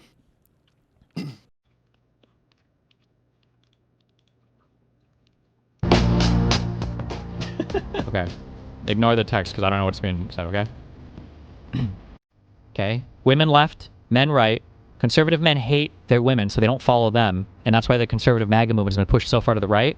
But liberal men are all soys. And so their women always mindfuck them into positions further left. And that's why we're at where we're at right now. That's exactly what's happened. Guaranteed. Holy shit. I mean, Professor Dave's wife is supposedly Palestinian, you know? I've heard that. How many times? I'm just saying. So disingenuous. It's just being disingenuous. Like, sure, there was... What? I didn't say anything. Oh, sorry. There's like 20 people talking this, so I'm not saying it's you. There was a primary, but there really was not a primary. And there were a lot of... Oh, never mind. Keith Edwards is gay, apparently. I ditched that whole theory. Forget it. reasons why, there but literally was I a think primary. I don't know for what- Joe Biden to drop out in June, and then for Kamala Harris to be basically anointed. Should we have I sucked ignored it the up. pri- I was should we- excited it wasn't Joe Biden. I was happy like we were at least going to have someone that wasn't just like a walking corpse on stage. But I think that we would have all benefited from someone. And I think I the agree with reason that. why we lost is because we didn't have someone that that could speak to more of the issues of the party than just someone who just had so many Keith, problems. I'll agree with you that I wish there was a more competitive process, but unfortunately, at the moment, just like with Troy Jackson up in Maine, the primary, whether you like it or not, did occur. And so when I hear this, I'm like, what did you want to happen? Did you want them to throw out the primary that actually did occur, and illegally, by the way, in violation of the rules? To me, yeah, I would have preferred that every single one of the members or the delegates actually would have, participated in a more competitive process. But it didn't work out that way, and that's to the shame of Joe Biden. But again, it doesn't mean that there's this nefarious intention to just like keep Trump around to like make money for consultants. I think that's a step too far. No, I'm not alleging that. Did the National DSA endorse anyone? Did the National DSA endorse anyone for president in 2024? Nope. I have no idea. Do you know? Are you asking? I don't think they did. He's a political consultant, huge YouTube channel, is part of the DSA. How do you not know? Really? He's lying. I don't think they made any endorsement. Yeah, well, again, Keith said that it was an all hands on deck thing, and I'm sure he would Not agree. DSA. They were not hands on deck on that fight. Listen, Keith, I'm sure Keith would agree that DSA to get that lady elected. Okay. Yep. I mean, I'm grateful, but I wish more people, especially groups like DSA, did more to help the second Trump term. That's been an absolute catastrophe. But so, Keith, I'm curious what your position is on that, because that's been a source, I think, of tension in these like ongoing, online feuds or whatever. Again, the idea that it's not just online feuds or whatever. Man. Online feuds or whatever. It's such dismissive language. He needs to. If Hong ends up losing in Wisconsin, and holy fuck, it would be bad. But if Saeed loses in Michigan, there needs to be like a come to Jesus moment of like, okay, maybe I need to reevaluate. No, it's just gonna be AIPAC bad. Dems didn't love him enough, and they're gonna go and look at my statements and be like, "Look, that's the proof." I don't think Josiah is just an AIPAC bad guy. I don't think. No. No. I'm just talking broader. Oh, sure. I was talking for Josiah specifically. But... Oh, okay. The idea of vote blue no matter who, right? There's this tension now among leftists who are pleased with the results of primary elections, be it Abdul or Chevalier or Mamdani or whoever it is, like when he was running for New York City mayor, and the expectation was, okay, moderates, now you need to get behind the candidate, which I think is perfectly reasonable, because I am one of those morally superior vote blue no matter who kind of guys, because I'm consistent. I don't care if it's a fucking moderate candidate or a progressive candidate. I think that it is an all hands on deck situation when the alternative is a Republican. Hello, could you are still imagine here? what? Oh, you paused, sorry. Oh, I thought you lagged out. Could you imagine watching a single Hassan stream ever where somebody's telling Hassan like, well, don't you think like Destiny's community, they have like Canvas for Dems and everything else, like don't you think it would be important that like at least in this moment we kind of like chill and we're doing everything we can to beat the election right now, and then maybe like, could you imagine a single conversation like that ever? Never. Much the same that you never see the same with MAGA either. Again, it's the same playbook. But to the frustration of a lot of people, that has not been the calculus of the quote-unquote DSA left, or Hassan Piker, or many of the actual candidates themselves who did not endorse Kamala Harris or Joe Biden. As far as somebody who advocated for Kamala Harris as you did, but is also a member of the DSA, how do you square that circle? Because there's a lot of bad blood in the coalition. A lot of people are now going to say, okay, well, now that your DSA candidate is the candidate, maybe we withhold our vote because you did it to Kamala, you did it to this person, you did it to that person. We're not going to have two different sets of rules. Well, I would say this. I would say like two rights don't make a wrong. Ye smug. I would appreciate if you shut the fuck up and don't get on my ass about That's not it. even a good... I keep forgetting my soundboard. Two wrongs don't make a right. Simple as. One way, though. That's a one-way statement. Two wrongs don't make a right. Only applies to us. Remember when you talk about Republicans and they're like, we need to come back to the center. We need to we need to get back to real politics and all this. And we can't be so partisan at each other's throats and everything. And they always expect the Democrats to make the first move on it, right? Same thing with the DSA people, right? Like they always expect. I don't even know what he's expecting here. Like two wrongs don't make a right. Does that mean you're admitting that the DSA was wrong, but then we should just let them continue to take advantage of us because they're still doing the same thing? But whatever. I would also say, or two wrongs don't make a right. Yeah. And I would also say, Hassan Piker. I from what I understand, because I did a video on this, because I mean, it wasn't even the full idea of the video, but like it was like an aside where I was like, I really wish that he would have just supported her in the general. And then I think he watched on his stream, and I think he said that he did support. Like, bruh.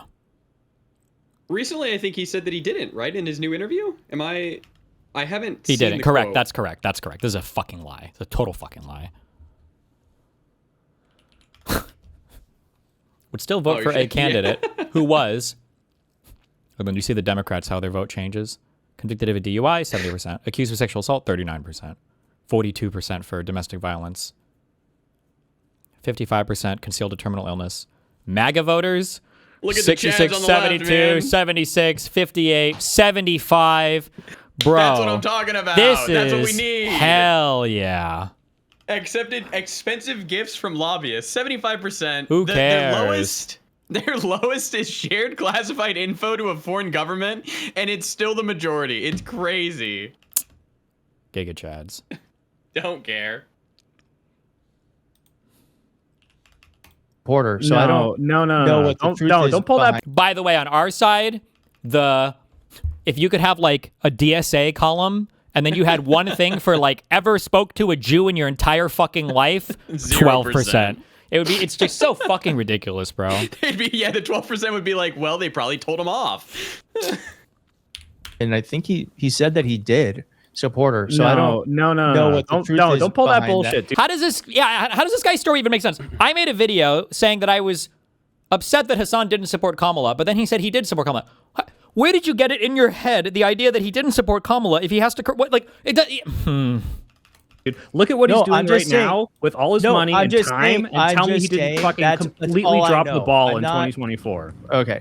Well, I don't think it's his responsibility or anyone's responsibility to It be is 100% his fucking Absolutely responsibility. it is. You have 100% a base of Hold on, millions wait, of he might be people, why and didn't it's you an guys talk existential about Mehdi threat Hassan? from the right, and Mehdi you think it's not his Hassan. responsibility? Wait, we give Mehdi Hassan more flowers. We give Mehdi Hassan I more know, credit. but I'm just saying Josiah that will there, talk about there were, I think most progressives and leftists understood that it was like all hands on deck. And I think it's just like not helpful. Most, but not all. I agree with Widow. I just want Okay, to say, most, but I not don't- all. All right. I No, don't think. you're No, not- you're let me give you what thousands I of believe. I believe that Yeah. lefties did not cost Kamala the election. I don't think there's empirical data for that. But those who did sit out, those who did equivocate, those who did, I don't really know. That's bullshit. Look around us. We But see the then why, corruption. if you know how much that sucks, why would you want to do that again? I'm not. I'm not. I'm That's not. what- that's Oh, why- okay. that's why- Wait, what? But those. Oh, I get it. If them undermining your position constantly was so horrible, why would you want to undermine theirs? Wasn't that so painful? Okay. Jesus. Who did sit out, those who did equivocate, those who did, I don't really know. And then remember, that's bullshit. I just when I'm trying to figure out somebody's motivations, I like to play a little game. I assume what's the worst thing that they could ever want for me, and then I go, what's the Littlefinger speech? You remember this? Oh my god! Like, just ask. The ladder? No. Me tonight when El Sayed loses. Chaos is a ladder. Play a little game. I assume the worst. What's the worst reason they could possibly have for saying what they say and doing what they do? Then I ask myself, How well does that reason explain what they say and what they do? Okay, that was the worst cut thing ever. I'm pretty sure I didn't have the full thing in there. But like, unironically, if you just think like, if you could do a thing to undermine some other organization or whatever, or if you could do a thing to shitstir and fuck up like another org, like what would you do? This guy has the playbook. Exactamundo. He has the exact play. He's doing every single thing, right? Well, yeah, it sucks what they did to you guys, but like, do you really want to repeat the same? Maybe we should just totally forgive them for completely and totally backstabbing and undermining your political project, and then give them like the power now, right? Every single thing that this guy says ends up being like the perfect thing that you would want if you were an op, right? This is exactly how I would want my opposition to act, where they would infinitely acquiesce to me because I did a bad thing to them, but they can't do the bad thing back to me. Like, it's... Look around us, did equivocate. Those who did, I don't really know. That's bullshit. Look around us. We But see then the corruption. if you know how much that sucks, why would you want to do that again? I'm not. This I'm year. not. I'm That's- not. That's Oh, why, to be that's why clear. we're grilling. But- That's why we're yeah, grilling but Wick Josiah for was considering asking voting is- for a MAGA yeah. Republican. But what we have a But problem also, with Josiah was is pointing out, why the fuck should the people, like, I get the spite-driven people. I think they're wrong, and I think you should still vote blue no matter who. But if you're going to have these people who did not hold these principles, who have already signaled that they won't do it in 2028, say, oh, you have to rally for our candidate. Why the fuck should they listen to you? I mean, I'm going to say they should because I don't want MAGA to win, but I can understand a lot of people being spite-driven. It's like, why the fuck should I listen to you? You didn't listen to me, I mean, right? well, and to be clear, this they're not sounds like a talking about you, Wick, or Keith. They're not talking about you specifically. These guys are close friends. I'm sorry. They must Yes, be. they are. They Okay. Are they? Wait, is that like confirmed? I don't know if close, but like he invited Keith on the podcast. I'm pretty sure they like tweeted each other and stuff. Okay, because he's given him so much cover, and he's like doing like soothing here. He's like, it's I don't know. It's I mean, well, and to be clear, this they're not sounds like a talking about stupid- you, Wick, or Keith. They're not talking about you specifically. They're Yeah, because basically you trying were to- all hands yeah. on deck 2024. Yeah, the point of the question was basically like, as somebody who used to work on campaigns and is now a political commentator and is also a member of the DSA, are you concerned about that tension, this feud between the two factions of the lib left coalition of the Democratic Party? I'm just glad that it's happening now. I think it's good. I think this this stuff is healthy. I don't think it's good. I don't think like he's it's got to be strategic, dude. These guys are so good. Okay, they're so smart. They're so sneaky, right? It would be healthy. I might not even mind. Maybe I'd have to think about it, but I might not even mind a socialist wing in my party because I think maybe there are ideas that we can yoink from them or whatever. But it has to be an open competition. We have to be able to fight on it. That's where the healthiness comes from. It's like saying like maybe it would be good to get a flu vaccine, and it's like okay, true. And it's like, but would it be good to get a flu vaccine if you were 100% immunocompromised, and if like even an attenuated virus vaccine were to inject you and then you'd get infected with the flu and die or whatever? Like, no, that's not. Then hold on, well, it's not good now. You're assuming. When you say like a thing is good, like competition is good, you're assuming there are like competitors in the arena that are going to be fighting and trying to make the best argument for the thing. That would be fine, but we're not allowed to do that. We're never, ever allowed to hit left. Yeah, go ahead. What? I feel like a lot of the time they just don't like democracy. Like they don't like that sometimes they lose and then they just like throw the baby out with the bathwater over everything. A little bit, yeah. But what the problem that happens when you become conspiratorial is that your beliefs you're never shaken. Your beliefs are never shaken.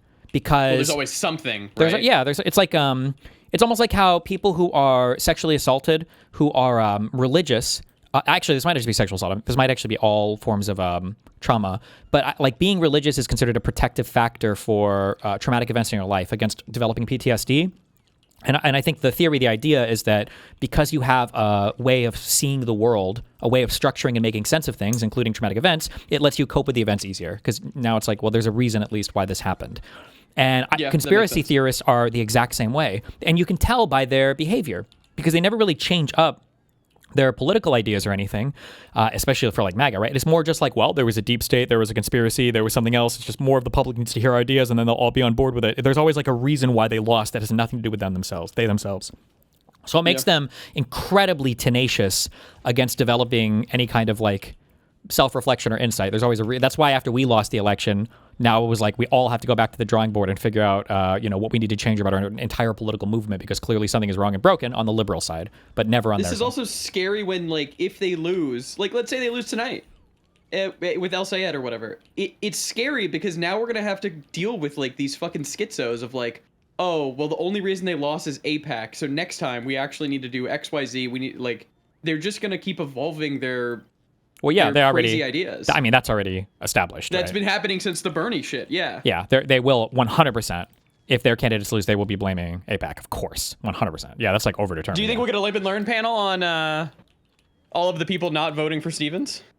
I mean, they might. No, I mean, like, usually these guys will, like, call them out, quote unquote. But the thing is that they're never going to call them out in a meaningful way because those other people don't ever host their own criticism. So they're never going to see the call outs, right? Yeah. So it doesn't matter. And they won't come on. Like, no, they definitely just not. scream into the void pretty much. Just like, oh, yeah, that was really bad. And then they move on. Basically, yeah. Because, like, he won't get them on. Yeah. Yeah. Well, yeah. It's not even that he won't get them on. Again, I'm still assuming in good faith. It's because, like, I think, given the opportunity to invite them on and have a debate over it, I think Pisco or Soy Pill, at least, would argue with these people, but they would never accept that framing to come on and argue just that point, you know? Yeah. Hutch, you know, you've been a little snarky with me on Twitter, and I think like that's fine, and so is Destiny. Oh my God. Did Hobbit apologize to you yet? Me? Oh, the manimal. Yeah. Hey guys, what's up? Sorry. Hey, what's up? What were you guys talking about? Sorry, my mic cut in when I just came in. Oh, I can't believe Hobbit banned you, man. Yeah, that was crazy. We disciplined the fuck out of him today. Don't worry. We've handled him. Yeah, we handled him. Yeah, that was really messed up of Hobbit to do, especially when I was defending you in the subreddit. Like that's crazy. I know. Crazy. Just as a heads up, I didn't type anything because I was too triggered this morning. But I thought that you were like a random person saying that, like, telling me what I was gonna do, and you like posted like they're still gonna go. Destiny's gonna go canvass in fucking Michigan. Blah blah blah. I'm like, who the fuck are you to tell me? And then I just let it rip, and then I went to sleep. I love you. That's crazy. Anyway, I have a fucking flare on. How'd you miss the flare? Anyways, whatever. I was on mobile. Go. How'd what? I would think I was on my phone. But go ahead. What's up? Okay. So I was just asking because I watched the Live and Learn panel last night, and I feel like Josiah was like super nice to this Keith Edwards guy, like, yeah, to like past the point. I'm sure this isn't like this isn't a unique opinion, but one of the things that like is kind of bugging me is because like there's incentive for Josiah to do these things because he wants to build bridges with these other content creators. Yeah, and that kind of feeling, it extends to our volunteers as well, right? Like we get a lot of people saying that we should be nice to these people and we should welcome them into the party. I was wondering what your thoughts are on like that specific, like how nice can we be to these people without like actually getting into the danger zone? What do you mean by getting into the danger zone? Like to where we're like doing apologia for them, basically, where we're like sweeping for them. Like I feel like Josiah did last night. I mean, like, here's my thing. All right.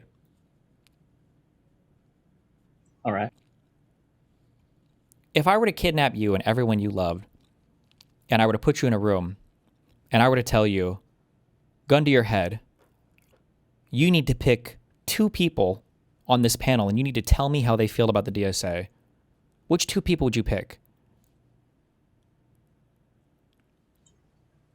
2 people on the panel who how they feel about the DSA. Probably Hutch and IRI. Cool. Okay. Fuck. I should have written this down first, so I didn't feel like I was just agreeing with you. But yeah, I would agree. I think Hutch could have a friendly conversation with Keith. I know Guy could, but you're not confused about where they stand, right? I think a really good example of this is, I think if you were part of my community, now people from other communities try to misrepresent this, but regardless of how my appearances on stream, whatever, with Nick Fuentes were, if somebody were to ask you, what does Destiny think about Fuentes' worldview or neo-Nazism or any of this, you don't have to guess. It's super transparent. It's very easy. Like, I could even have these people on and have some like friendly interactions with them. And if I were to get criticized by my community, the criticism would be, I feel like you are sane washing these people, or you're being too polite and you should provide more pushback because you're not communicating your views correctly. It wouldn't be, guys, I think Destiny is like a secret neo-Nazi, right? That would be the charge. the issue is that these people are, it's a two-way street. They're so unwilling to be heavily critical that it makes you wonder what they actually believe. But I don't think that they realize that they're part of like a ratchet where the other side like is deliberately enforcing that mechanism, and that they won't engage with you unless you offer them so much charity. And that kind of like pull mechanism is always going to move in the wrong direction. It's always going to move against you. So like, I trust myself. I think I trust like Mutin. At this point, I super trust like Hutch. For the most part, I trust Guy to be on shows with people who they have adversarial relationships with. And I think people are going to know pretty decently where they stand. It's not going to be like a big question mark. And I mean, insofar as that goes, I think that's fine. But then the big challenging thing, and you guys understand, you guys might even know this better than me. No, nobody knows this better than me because this is my whole fucking life. But it's very, very hard to build relationships with people if you have strong political beliefs, because a lot of the stuff that goes on behind the scenes, a lot of these DC relationships, a lot of content creator relationships really are like friendship first and give me cover first. And any serious pushback on your thing is going to like nuke that relationship, and they won't want to do anything with you. Yeah, it's incredibly frustrating because like ongoing relationships are like a single line in an email can like tank these things. Sure. And so like I want to be one of the people that's like more aggressive against this. I want us to have like a strong stance, and I think the best way to do that is like in a positive way is like reinforcing liberals and like IRI and Hutch, right? Like if they post something good, making sure we're supportive. But it's just really tough because I don't know, there's always this constant battle of like networking and building these connections and getting into these spaces, right? Like it's good that Keith Edwards was on this panel to show his ass to 10,000 viewers or whatever. But like, yeah, I don't feel like we're in a good spot. And I'm sure you agree with this, right? We're not in a good spot on the liberal side when it comes to actually being strong in our positions and actually attracting people to our positions. Because like, because you if set you up can't this put up thing. a fight, no. Yeah, and it's so lame. Like you're a liberal and nobody really likes you. And like if you really think about what it means to be like a liberal, or like even moderate is like a slur, like what you're really saying is that you're kind of like the person who's a little bit too much of a cuck loser to have a real political position, but like you're just kind of here as a stand-in for like the far left, who are like the cool sexy people, and they're like the ones who want to do like, if you're a moderate, you're basically saying like, fuck the average person. I don't think what you want is politically possible, but I guess I'll pay lip service maybe to what you want and kind of sort of push in that direction. But like if you really care and you're really passionate and you really want to do good for people and see people succeed, you would be a DSA member, leftist, socialist. And that dynamic is you're not allowed to challenge it ever. It is very fucking annoying. Yeah, it's crazy. I mean, and partially like, to be honest, like the establishment, quote unquote, is to blame for this, and the fact that like I think Matt Iglesias was talking the other day about how they've really failed to like, especially in this cycle, embrace like online media and where kids are at, where like young people are at, where a lot of these conversations are happening. Yeah, you're like hung out here to dry as a moderate. Donald Trump is literally fucking inviting Benny Johnson, these fucking losers, to the White House to do podcast episodes, and but then like if you're a moderate, I've never talked to fucking Chuck Schumer before. Like you're so hung the fuck out to dry on all of this. Meanwhile, all these guys are making themselves available to, Hassan gets to run around and answer questions next to Francesca Hong, and like they've copied the MAGA playbook so well on the far left. And yeah, it is very, very, very fucking frustrating that the moderate Dem people just seem so unable. They have the ability to. I just don't think they understand what's happening. I don't think they comprehend the moment. That's been the impression that I've gotten from all the people I've spoken to behind the scenes. They don't understand like where we're at right now. One of the other big things that really hurts our ability as like more on the center left to like push back in these is when you talk about like the on the ground organizing the actual elections. Dude, what the fuck are some of these like state parties doing?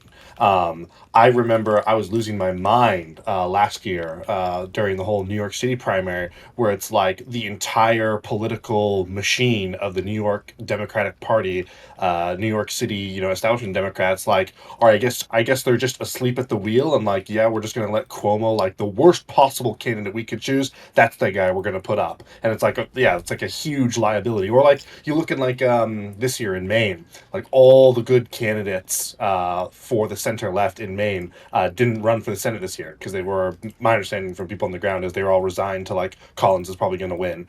So they all ran for governor instead. And then lo and behold, like some of the better candidates that then come out when we finally jettison Plattner is all the people who got like second, third, and fourth in like the governor's race. There's a huge problem of like I think part of what's happened, and honestly, IRI could speak to this better than I do, and probably Hutch could, because they follow it on the granular level more. Is it feels like they're having trouble identifying sometimes when there is a significant threat, and they're over relying sometimes on incumbency or prior experience. And they're not, and it feels like maybe they haven't learned their lessons on when prior experience or incumbency is a benefit and when it's not enough. Because like, so we're having this conversation now, but like if you look in California, I think like all of the DSA people pretty soundedly lost their shit, right? And then you had Spanberger and that whole, there was like 13 elections across multiple states where basically the moderates ended up winning.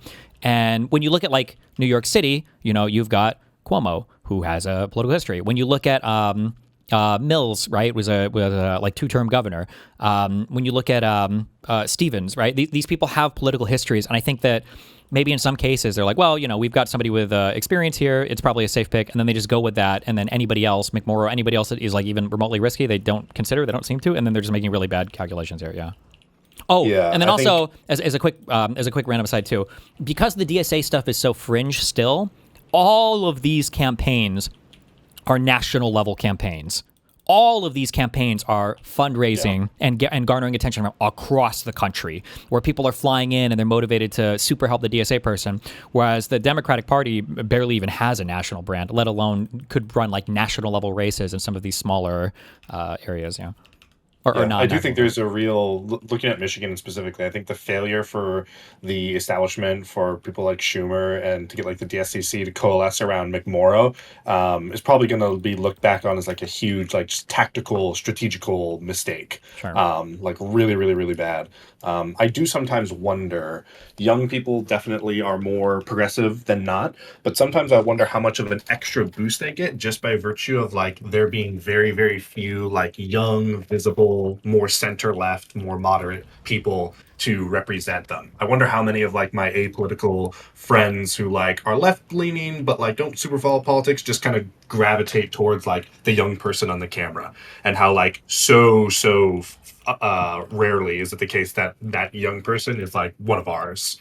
I think there's a real failure by like the party to like sort of bring up new young leaders. Like the best we got national, I guess, is like Buttigieg, who like I like a lot, but like it's not like this guy was groomed. Like this guy had to like run an insurgent campaign and like get for Iowa, you have shocked the nation, in order to like get in front of the screen. Like where is the like, you know, division of the DNC? Where are the people who are spending time and energy like finding the new successors to groom and to like bring up that can be like the flag bearers? Yeah, that's I think a question that I really there might be a little bit of yeah, for sure. Yeah, there might be a little bit of a policy issue there too, where, and I'm sure we could find some if we thought about it as Democrats, where like it's very hard for me to understand if I was like 18 to 22, like what are some awesome Democratic Party platform policies that I would like be excited about? Because like governance and all of that is like super cringe and boring.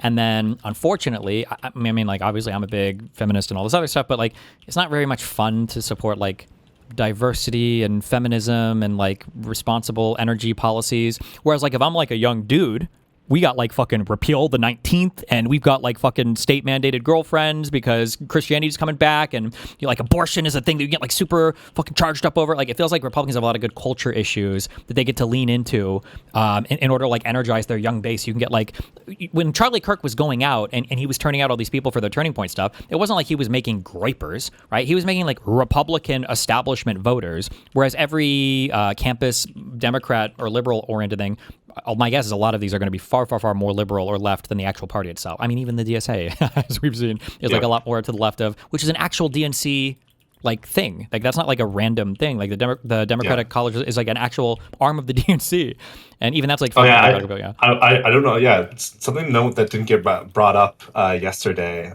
during this whole thing, but I think is very sort of illustrating of this is there was recently a decent internal power struggle at the DSA over their endorsement committee and how they're going to do endorsements. What it basically came down to is that the national leadership of the DSA, I would say the true dyed-in-the-wool like crazy Marxists, like to the max, they fucking hate AOC, and they're really worried that if they just put it to like a vote of all membership, like who should we endorse for president in 2028, it would be like AOC by like, Assad numbers. And I think what they actually ended up doing is they basically reinvented the Electoral College, but for the DSA, so that like it isn't really a popular vote. Instead, like, leadership of all the different small They have sects. super It's like, delegates. Yeah. I don't quote me on this. I only half follow this stuff because it's funny. But yeah, essentially something like that. I think there's it's the gravity of having young candidates, but also like young people on the ground. Oh my God! If you're listening to this and you have not, I would encourage you to go to your local Democrat county meeting and just you will probably bring the average age down by like 30 years just by stepping in if you listener at home do this. I think one of the other reasons why the DSA and just these other people tend to pull stuff is it's not just young people that they have as candidates. It's that they've got young people on the ground who like when you go to a DSA meeting, it's mostly just like a social club, like social hangout, like all Democratic clubs. And it's just the case that if you're a young person going to a Democratic club or a political club, like you're way more likely to be progressive, to be lefty, and it just becomes this vicious cycle, and it's really, really hard to break out. Because when you do get involved, if you're like one of the sole young people that wants to get involved, there's not a lot of us going around to then already be kind of an outcast and not be in among peers, people that look like you, sound like you, etc. To then take it a step further and then like, okay, now I'm going to be a young moderate, like. There are very few of us. It's really, really tough. And it's like how I think you see a lot of people get kind of slowly pulled and slowly warped. Like there's not a like come to Jesus moment of like, I love, Das Kapital, but like there is like a very subtle effect of like warping the way you look at issues, the way you think about these things. Yeah. Not good. Not good. Destiny, I got a request from my people. If you want to hop on something we have, it's a little show called Digital Dispatch. I can give you the details later, but it's like an hour of your time. I don't know if you're down for that or not. When is it? Let me check real quick.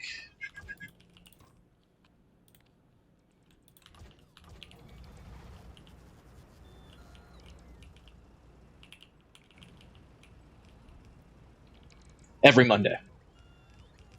What time is it? It's like a week. It's like a weekly occurring show. Wow, It's where- around 2 to 3 You want me to hop on it every week? No, not every week. Just like one appearance when you have some time. Oh, yeah. I mean, I can. Yeah, I might be able to do it this Monday if I'm already back from DC. Okay, cool. Sounds good. I'll DM you about it. Okay. Okay. Also, I saw the one email you have. I'm thinking about it. I haven't responded yet, but Wait. Never mind. All right. Cool. Sounds Okay. good. Well. Yeah. Thank you. Love you. Let you get back to the video. All right. Bye. I just realized I mixed Bryce up with Brian. Never mind. All right. Ready? Yeah. 20 minutes left, guys. We can do it. Wait, you should do donos first. Okay, let me use the restroom real quick.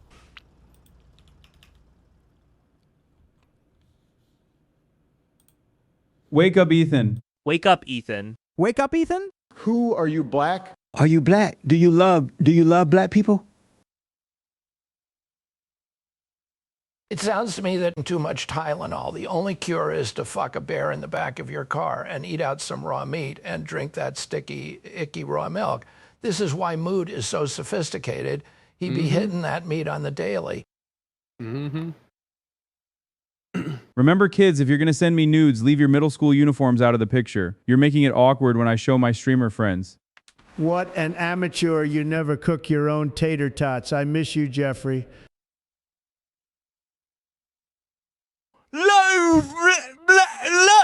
Let me find more with the metalloid detector. Oh my God! I have found a whole group. They have a SIN with DSA on it and big ass Bluetooth speaker. They just said they gonna play some music. Wait, why does it stop there? I want to hear the rest. Destiny, we need more than a Jan 6 video. We need a whole corruption video because the amount of things this administration has been involved in needs to publicly document it in a digestible format. I'm still amazed from what I've heard being a long-time listener, but so much happens so fast it's hard to keep track, especially when half the country wants to pretend it's not there. It's scary how few people know about Paul Manafort but know Hunter Biden. It's good content and good business. If you're gonna use the Biden voice, you need to make him stutter.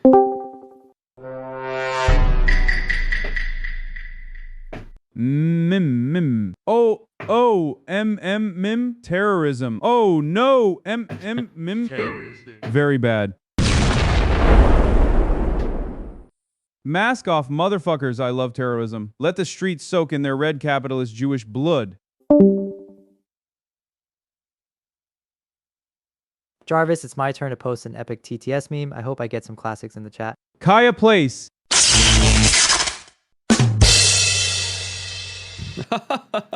Rapient, classic. I'm Slim Stevie. Yes, I'm the real Stevie. All you other Slim Stevies can suck my Stevie weenie. So won't the real Slim Stevie please stand up? Please stand up. Please stand up. Wait, no, not you, Kaya. Sit back down.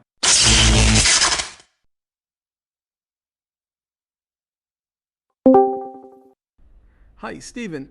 I heard you have a court case over some retarded woman. I know how you feel. I have a court case because I knocked on my neighbor's door and politely asked them to quiet down. But I accidentally had my gun in my hand. Man that confidently asserts the Democratic Party is happy to have Trump as a foil also derives all his income from Trump-related content.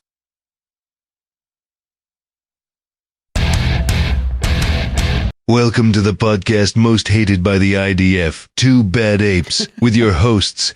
Me, Norm Finkelstein, and someone like myself, Hassan Piker. Today, baby settlers old enough to hang, old enough to finger bee.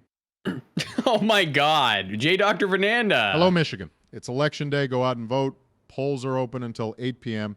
Michigan also has same-day voter registration, even on election. Google voter registration to learn how. I, Barack Obama, endorse Haley Stevens. True. Kyle Kulinski on his Kyle and Corin show last night apologized for not supporting centrist Dems in the past. He has been saying this for well over a year now. Why do we keep clumping him in with crazy tankies? You're playing Factorio on a ship firing lasers. That's funny. Im on the same ship, catching miners with tasers. Whose voice is this?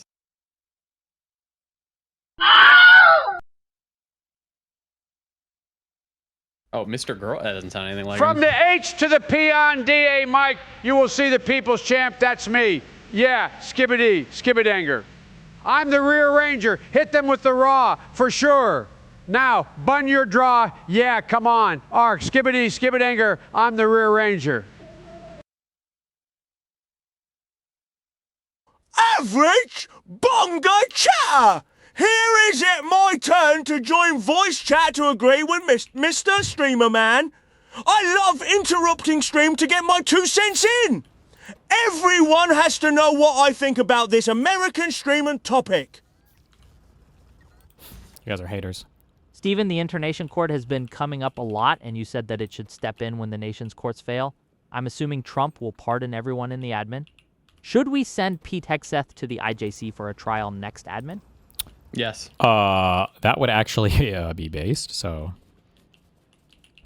Mr. Bartoletti, just like those damn DePaul University board members, you dare kick me from the subreddit, banning me for snarking Christians? I've done much worse to my upstairs neighbors, I'll have you know.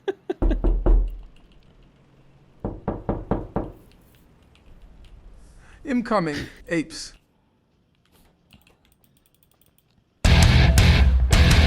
Utan, I have a request for you. Convince Destiny to try Classic League and watch him get fucked when he's like 5 levels down and rage quits. I'll take SC2 too, but he won't because he's a pussy-ass Biowean. Biowean? We gotta finish Yeah, the. yeah. You dealing with some wet and gushy. Bring a bucket and a mop for this wet and gushy. Give me everything you got for this wet and gushy. Beat it up, baby. Catch a charge extra Beat it large up. and extra hard. Well.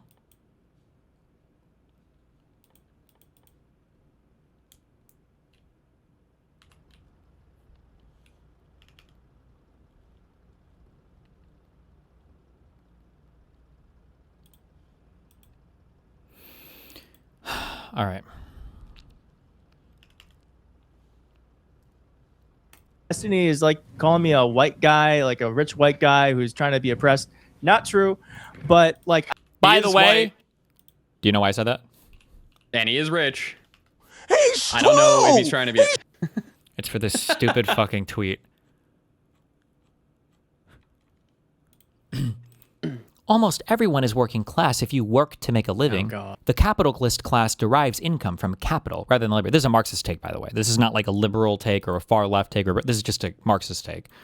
And then this is Every one of these. This is in response to This is in response to I don't know, flying out to Detroit on a Monday morning whim to volunteer for a statewide race as an out-of-state visitor for 3 days doesn't sound very working class to me. What were you saying? I was just gonna say, like, every one of these fucking YouTubers who is rich, by the way, wants to, for some reason, still be seen as like the everyday guy. I don't know. A little bit, yeah. Snarky with me on Twitter, and I think like that's fine. And so is Destiny. Destiny is like calling me a white guy, like a rich white guy who's trying to be oppressed. Not true, but like I don't think I've been pretty tame with you. I've been pretty tame with you. I know, but I don't think that stuff is particularly helpful. But I. What about calling me sex pestiny, molestiny, rapestiny? Like, but no, it's all right. They'll never.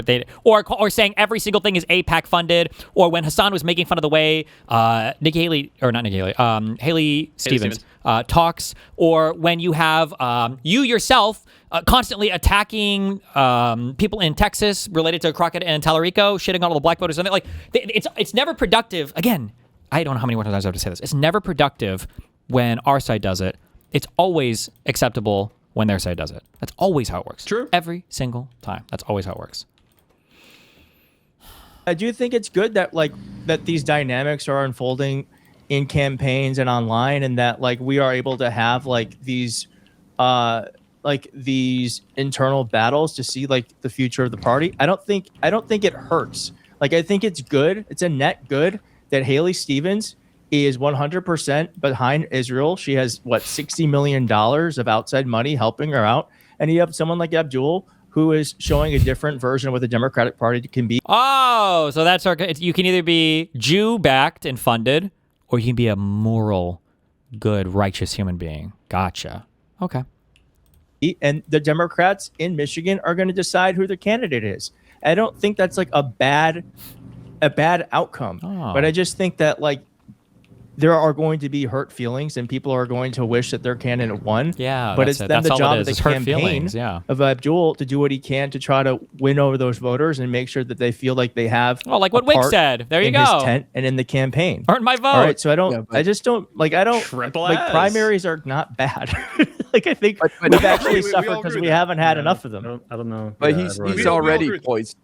He's already poisoned the well with that by criticizing Gretchen Whitmer for endorsing his opponent, a popular governor. true. But Keith, I have to say, having a primary when you have an incumbent president who hasn't done a second term is not normal at all. Like historically, you do not challenge the president who's It's not running only for not re-election. normal, You it's get retarded to do it. Yeah. behind it. And if Biden had hit a single in that debate and done just fine, we wouldn't even be having this conversation. So for you to be upset about we didn't really have a primary, I feel like you're playing into MAGA's concern trolling about our democracy is not really being held up by Democrats. So I don't understand how God doesn't understand this. He's not concern trolling. That's his legitimate belief. He legitimately believes that the Democratic Party is not democratic. He believes that. That's his actual opinion. how dare you challenge Trump with his saying the election's rigged? You guys rigged the election. I mean, I think we have to be careful with that. I think we're just going to agree to disagree on that because I think it's fundamentally one of the worst. I think it's historically we'll look back and that's one of the worst decisions that our party ever made was not challenging Joe Biden it wasn't to run again when it wasn't like a decision. And there's no one here. There's no one here on this decision. live stream or anyone watching that could have made the decision for him. But there are probably about 5 people who were very important, very well paid, that saw what was going on, saw how badly he saw how bad he was getting, and decided that it was worth their proximity to power and their ability to Yep. make money, There it that he is. continue a campaign that they knew he could not win, versus It was all intentional. letting go That's of right. that power, telling him the truth that it was not going to be able to happen. There were a couple and such letting advisors. an actual primary Okay, unfold. look, there was a couple such advisors, but here's the problem I have to IRI's point. There's this narrative that there was a broader conspiracy among the Democratic elites, among the Democratic Party, even to be a part, to be like a party to that conversation. That's what he's saying. Yes, that's what he's saying. Hello, that is yes, correct. That's right. That's what he's saying.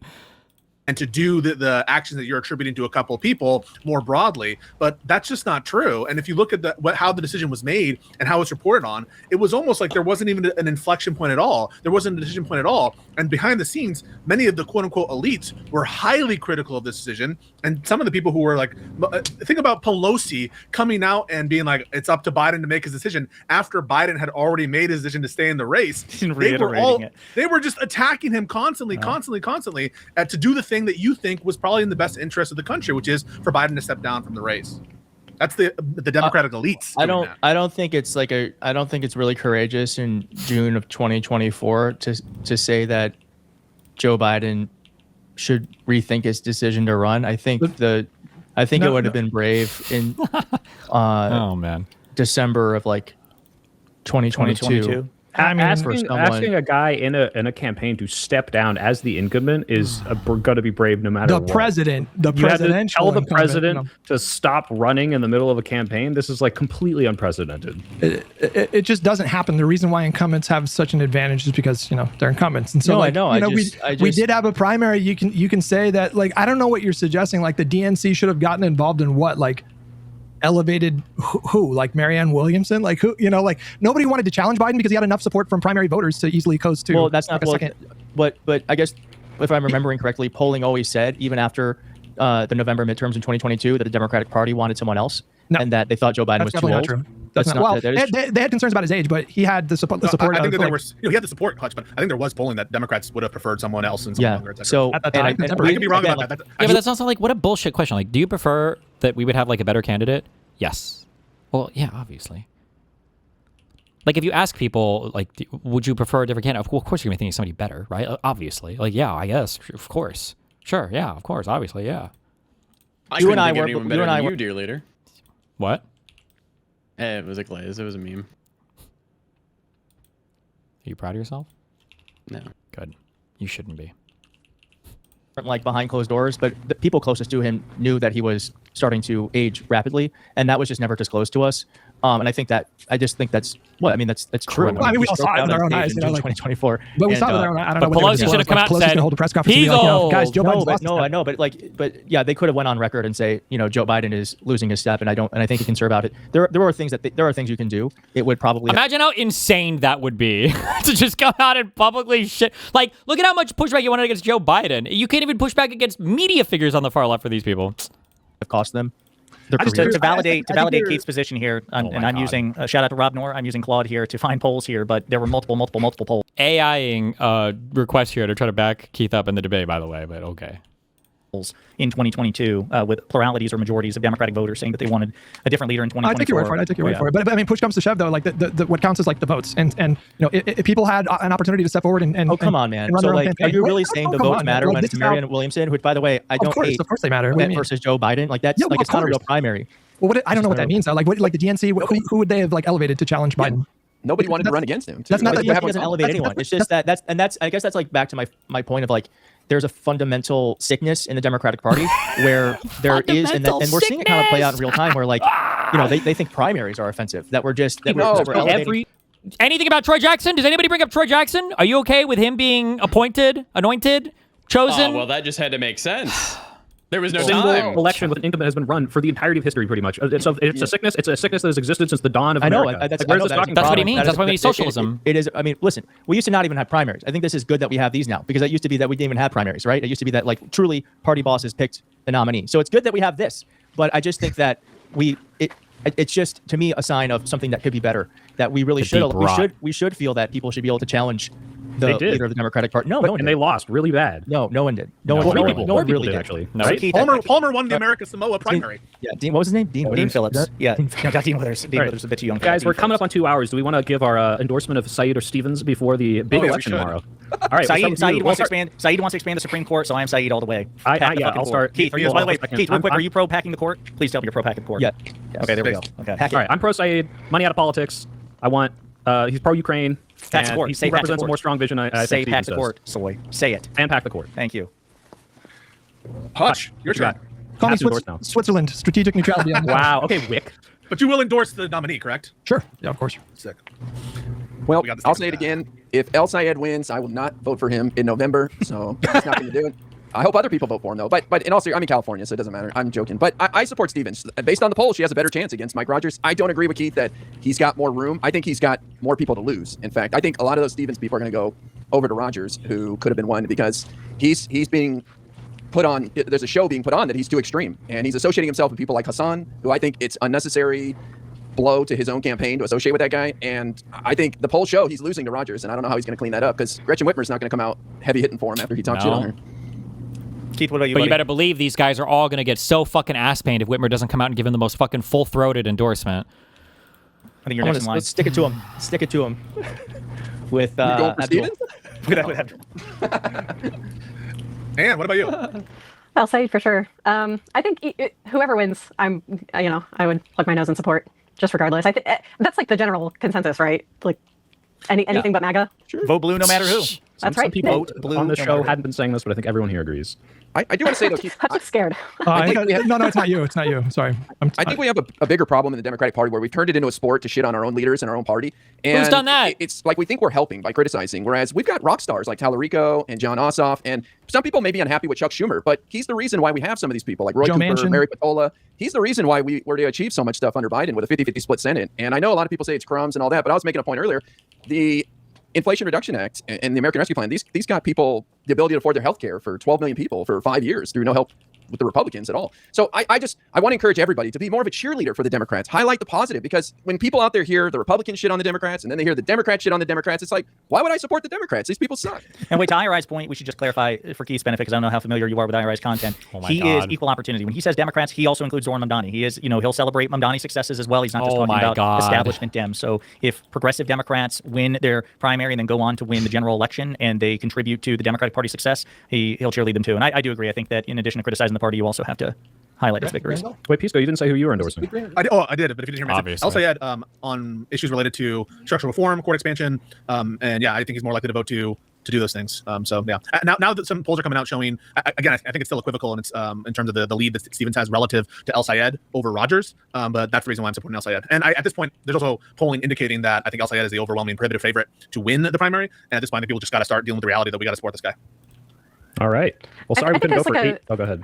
Oh, sorry. Last thing that I've been meaning to get out. I think there's supposed to be a natural, and a lot of you will probably disagree with me because I'm, of course, further left than probably everyone here. I think there's supposed to be a natural ebb and flow of the party and the ideologies and the people and the members and all that.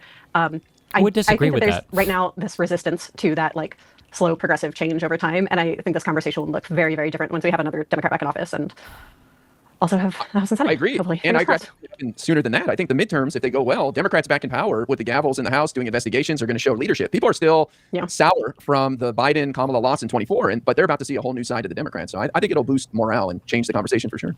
I just have a guy. Guy, would you consider joining the DSA to alter it from within? Would you subvert the DSA? I have my kafia. I bought a kafia. I'm ready to go to my first DSA meeting. I did not. Liberal entryism. Let's go. Wait, I have a question for Keith. Keith, in terms of the Democratic primary for president that's going to be shaping up, who do you have eyes on? Who's exciting you? Do you like Ossoff? Do you like, I really AOC? like Who do you Ossoff. I like Ossoff, but I work for him, so I feel like that's not fair. Yeah, you're biased. I You're forgot biased. about that. I forgot about that. I would like to work Duke for is president, please.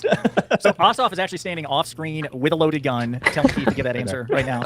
Okay, your non-Ossoff selections, like who would be your roster? Can we just pause? Yeah, I wanna go there, Honestly, but I wait, don't. wait, pause. I want to ask about the Ossoff stuff. Ossoff is a moderate. You would agree with that, Keith? Yeah. Yeah. So He didn't even have the balls to run against Biden in 2024 because he was part of the sickness. True. All right, sorry. Go ahead, Zai. My bad. Okay, so other than Ossoff, because I doesn't think he's in respond. all of our rosters. Oh my God. Who else do you like and why? And Ann, I'm curious what your answers are too, but Keith, go ahead first if you don't mind. I don't really. I mean, I don't like. I like Ro Khanna Please, as an Keith, go idea, ahead. but I'm not sure I want him to be a president. I really like AOC, but I want her to run for Senate. I want her to run against Chuck Schumer if we Agreed. can. Here's my hot take. That's going to sound smart, but I'm sure other people have said it. Is that I really think that whoever it's going to be is probably someone we're not even talking about. Like, there's going to be so many, so much is going to change after the midterms. It's going to be a reset, and I just think that I have to imagine that there's going to be someone. Hopefully, there's going to be 20 people who run. my take, by the way, like 2 years ago when everyone was like, oh, you want Newsom? Can you talk about Newsom? Can you talk about? Like, oh my God, guys, we're so far away from the presidential election. Jesus. And like we have a double-decker stage where like there's just rows of Democrats trying to be the nominee. I hope for that. And I'm just hoping there's gonna be like someone that we're just not considering right now that will rise up. But I just no one really excites me yet, but that's okay because we're not even near it yet. What are your priorities, just out of curiosity, too, about what they should do? Bro, I want someone to be like, lock him up. I want lock him up. I want someone that's going to go after Trump. All this fucking, can we swear? All of this fucking insider trading, the grifting. Like, we have to be a nation of rules and laws. We have to be. And so there has to be my ideal candidate is like, we're going after all the crooks. You should be fully in the tank for Newsom then, right? What? You should I be mean, fully in the tank for I don't Newsom, think has he said that? I don't think he said lock him up. Oh but my God! I don't know anything about Newsom. I hate Newsom. I don't know. Newsom has for sure come out like pretty strongly about accountability. I'm all about that. He has a visceral hatred of Republicans that goes back decades. That guy will be aggressive if he gets the nominee, which I don't hope that he does. But so, all right. And what about you? True. We talked about this actually, Pisco, a while ago. I don't know if you remember this. You were on TikTok, and I hopped on your TikTok panel. Yeah. Yes. I mentioned. That's right, okay. Okay. I forgot about it, but I run it. Yeah. I'm just top liver, but no, I mentioned then, and I'll reiterate this. I'm very Ossoff-pilled. I think if I had to pick a viable candidate, I'm not opposed to Newsom. I think obviously in an ideal world, probably AOC. I'll reiterate, what Keith said there, but I'm still I want somebody who's like vehemently anti-ICE. Same kind of vibe that Keith is on, the lock 'em up kind, I need someone who's going to come here and be like, look, these thugs are out in the street arresting your neighbors, causing fucking havoc. We need somebody who has like the fighting rhetoric, we got to cut this shit out. What, Andy Bashir sneaking in there with his did you see his post about Rand Paul? Like, he's like, Rand Paul, if he had balls, would be in Donald Trump's hands or something. Like, you're just talking mad shit. I'm like, Andy, the Mr. Rogers of U.S. politics. I know, I taking was off the not fucking expecting gloves. that. Yeah. Because that's my big knock on Andy. I used to live in Kentucky, and I like Andy. I think he's a very competent governor. He's very popular. He has a way about him. But I just don't think, as a general proposition, he has the ruthlessness necessary for the next Democratic candidate. And if we get another Joe Biden, I'd still maintain Biden was the best president of my lifetime. But we need a departure from Biden when it comes to the whole, we're just moving forward. Oh no! I want at least the first and second term of the next Democratic administration to be all about punishing corruption and structural reform. So, I mean, Biden's DOJ did indict Donald Trump in two different. True. Jurisdiction. Here we go. The fucking Merrick Garland fan club right here. Neither here nor there. Yeah, Merrick Garland really. Merrick Garland should be 20. Merrick Garland 2028 is what you're saying. That's what you want, Pisco. It's the Listen, world I that don't Pisco think, wants. Let him retire, but I think he gets way too much shit. You should be giving shit to the Supreme Court for Trump versus United States. That horrible decision. By the way, folks, if we're plugging stuff near the end of the show, I have a 10-hour immunity debate start. Okay, that's basically it.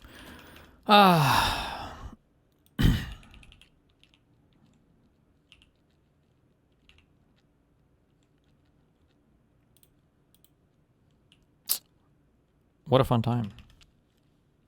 Starter pack. Fuck I am. What is this? They don't know who the fuck I am. The What? streamer that the evil version of you, like the bad. Oh my God! Has Hassan talked about me so behind the scenes, and this guy oh my, obsessed, like, bro. what are you doing, man? Obsessed, bro. Oh, bad empanada? No. Oh, you were talking about Sex Destiny? Yes. Sex Destiny. Yes. Oh, There are no young people. Serious? Because I think it was a few years ago that he's some org or some functionary, and it's No, just he like still he keeps creating new shell orgs to make it look like it's like a canvas start talking about operation, but then all they do is just tweet about me. I remember They don't do any phone bangs, they don't do any door knocking operations at all, and it's just like. By the way, is there a single video anywhere of Hassan's audience out phone banking or door knocking? You know that the funny thing is he doesn't actually do any of this. He keeps saying it, but one thing that he's done a really good job at is he's a leech right now on the DSA, which is a leech on the Democratic Party. He shows up at DSA events and he's like, "Oh, look at all the work we're doing, guys! Look at how good we're doing." He's not the one organizing. I don't know how much if he's mobilized any of his audience doing any of this fucking shit. You just cringe. This hate. It's just constantly tweeting about me for some weird reason. I'm sure there's money for that though, because it's clear that there are a lot of big donors. Totally true. That donate to both, suspiciously to both the Republican Party and the Democratic Party, that happen to have identified me as a primary op. Yeah. And I'm sure those guys would love to fucking float money in their direction. I believe that. I just remember maybe 2 years ago, somebody I know was working on a red to blue that was not one of my races, and was complaining about, I think, him or some organization of his made big like big phone promises that they just didn't come to fruition. So. Yeah, no, they're not a very. I was trying to think of like who appeals to young people on the like. He's projecting so fucking hard, dude. He was so pressed about our canvassing stuff, and he would constantly shut it. Oh, he's only doing this for attention. I don't even blah blah blah. He's just blah blah blah blah blah. They were so pressed on this. He was so insecure about this.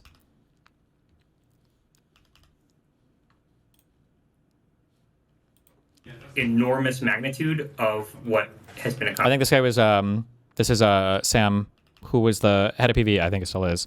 Was running through the stuff that we'd done. I think this was just for 2024. Accomplished. We've just been tabulating the numbers, and they're massive. So we're talking about 1.6 million total voter contacts this year. Damn. Wow. Okay. Yeah. 340,000 doors knocked, and that especially is DGG related. I mean, we had a lot of people come from a lot of different communities. To Not do really, though. He's stuff, being nice. including Not our really. Relevant, who's on stream. I saw IRI on earlier. You'll have recruited a lot of people too. But the door knocking has come almost exclusively from DGG. And 250,000 of those 340,000 doors came from the Campus House program. Again, the vast majority of those members were DGGers. That I was funding, by the way. Wow, really? Yeah. And so many of those voter contacts, like, they wouldn't actually have happened at all if not for DGG and for other streamers. But I guess this guy knows that our org didn't phone bank for a candidate. By the way, who's got the tweet? There was a candidate that Hassan flew out to clout shark off of a little bit. The candidate was not as popular, and these guys were tweeting at Hassan, begging him for help phone banking. No response. No, he didn't, because they didn't have enough clout. He completely fucking ignored them. Did anybody have that tweet where they tweeted him doing this? Like, oh my god. On the center left. I'm trying to think of a figure that none exists. No, there is none. It doesn't. Like, I guess it. I'm trying to think of like who appeals to young people on the on the center left. I'm trying to think of a figure that none exists. Oh my god. None. It doesn't. No, those guys, I think Mockler and BTC and all those guys, I think they're generally have older audiences. Still a ton of viewers, but I think generally older, yeah. Like, I guess it would be like Midas Touch maybe, but even they're not then, too they're bad. not. But yeah, the Midas Touch also, like, Midas Touch is like agnostic. Like, they don't engage in like factional fighting. They are very excited about, Abdul and candidates like that. They're like very clearly a anti-Republican organization, which is part of the reason why I've always like given them credit. Like, they just hate Republicans. True. See, he's good at rewarding the people that don't attack him. This is why Adam and these guys don't ever make anything attacking him. He's very good at rewarding them and kind of like lending them a little bit of credibility. Their audience will never watch them, but they leave him alone. This was Hassan About Us in 2020 or 2024, 6 years ago. This was in 2020. No clout from this, by the way. It wasn't asking for special appearances with Warnock or Ossoff or any official reward or commendation or whatever. Isn't he canvassing for the left? Yeah, dude. The left is John Ossoff. Fuck my dick. Now, back then, there was no clout for it, so Hassan fucking hated Warnock and Ossoff because they were moderates. They were moderates in Georgia. They hated him. I already had one controversial figure on. Damn, he was looking skinny and good here. True, and his hair wasn't great and balding. Jesus, he's fat If as I was hell gonna have now. smaller content creators on, I would rather have them be, lefties that with relevant politics, like relevant politics, like Canadian lefties, like Not the senators. Sirs, for example. Yeah, relevant politics. Because remember, back then, when my community and me were fucking all in on trying to get Warnock and Ossoff elected in those runoffs, there was no clout to be had here because nobody was doing this type of political organizing. Like, it just wasn't really a thing that streamers were involved in or doing. And to be fair, Hassan still doesn't, but good one. Fucking loser.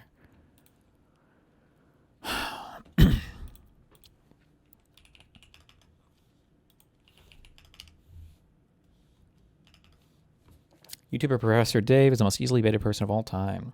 I work at a company Destiny sold his merch through and could see where the orders were going to and coming from. He's receiving thousands from a shell company with ties to the Israeli government. I have posted all the evidence on X, and his cult-like community always gets my account banned. I can provide all sorts of documents to back up what I discovered. The world needs to know why this monster is supporting a genocide. Is there any way I can contact you, Professor Dave? My job is nothing compared to the suffering of the Palestinians. Yeah, if this is at all true, definitely email me. Oh my God. Is he up to 1,000 responses yet?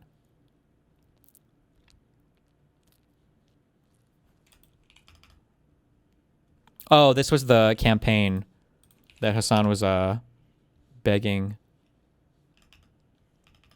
or that they were begging, because I think they'd appeared with the candidate once. Hey, Hassan and Austinox and team, y'all want to join the 1 p.m. phone bank for Kai Newkirk? 9 hours until the polls close. They totally blew him off. They didn't give a fuck because this guy was not clouded enough. And then he got defeated. Rip. Classic. The thing is, it did. When we actually talked to voters about the issues, they support our campaign 60% of the time. We just didn't have enough time and money to reach enough people to win.